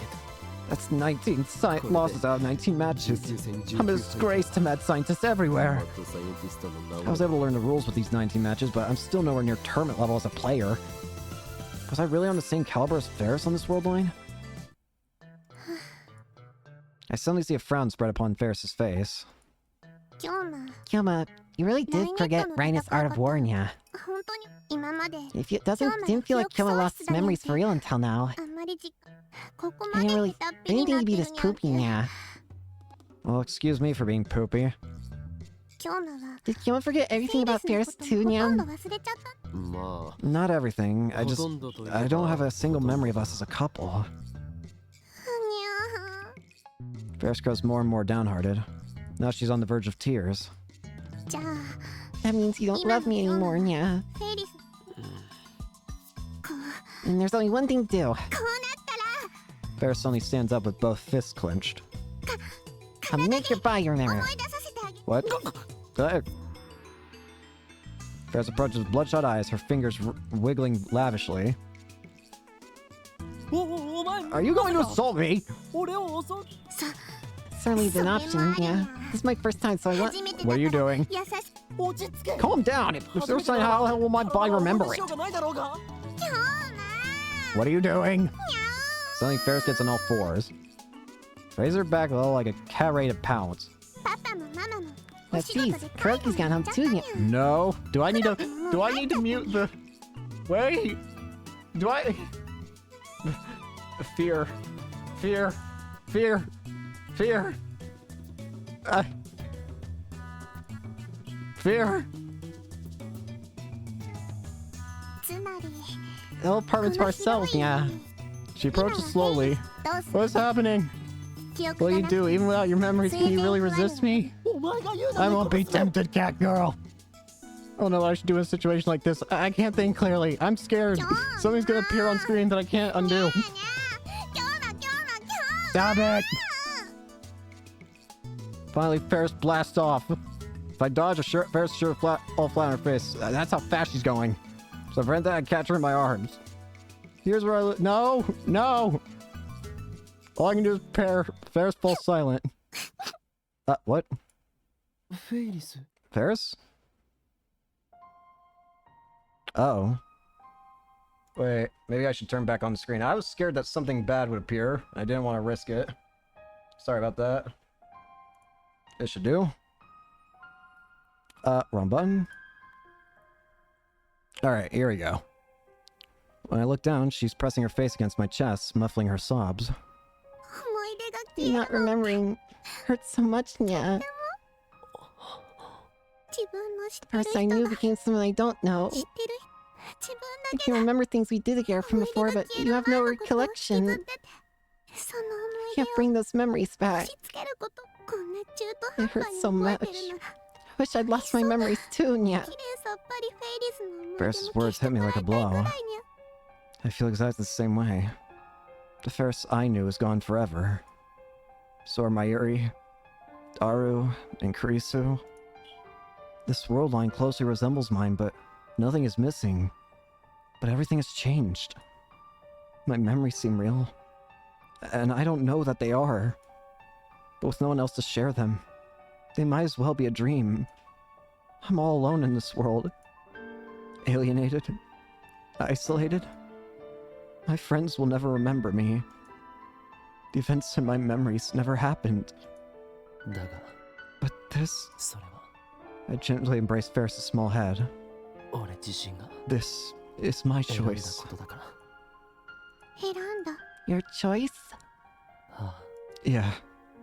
The path I chose so that neither Mayuri nor Ferris's dad would die. I won the bet. So in return, I have to live with this loneliness. This isolation. Nothing is free. Everything has a price. I sacrificed Suzuha's memories to save Mayuri.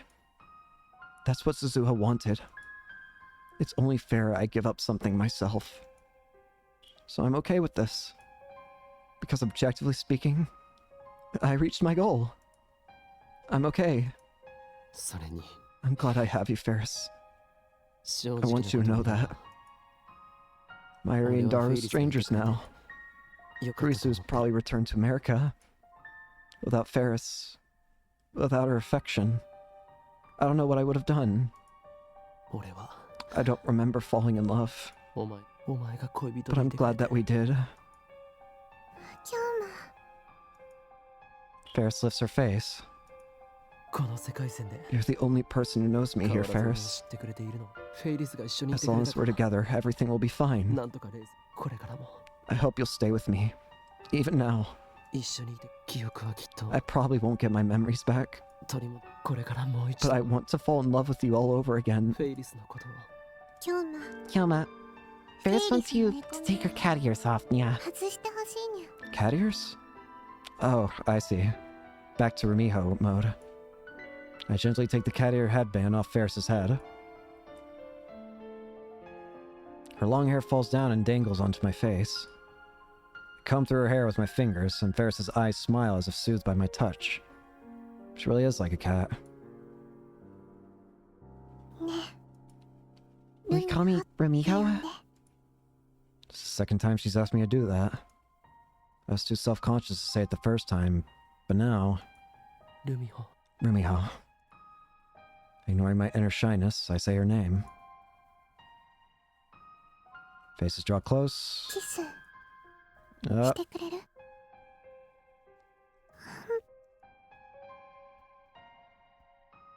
difficulty, we exchange a kiss like hummingbirds pecking at nectar. And Ferris slowly smiles. Her smile, her lingering tears, her everything. It's awfully cute.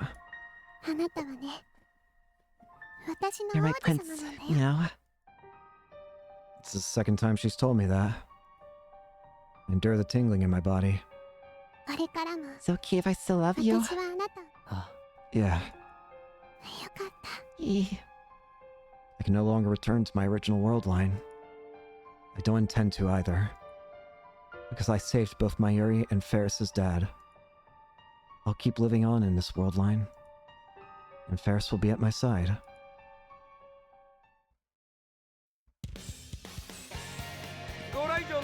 Thanks for waiting, everyone. Very soon we will start the final and see once for all who is the Rhino Axis Battlers Grand Champion. I hear cheers. The finals are about to begin. Of course, our opponents are the viral attackers. In the previous world line, Ferris's victory turned into a desperate chase through Akiba. But that's another thing that never happened. Normally I would have refused to stand here. Since I didn't get my memories back, I could have stepped down, and the cheerful cat girl would have probably accepted and then proceeded to fight alone. I'm standing here, even though I'm aware I'm a burden. Kyoma, are you sure you'll be fine, Nya? Ferris turns to me anxiously one last time. I answer with a firm nod. I decided. This is my home now.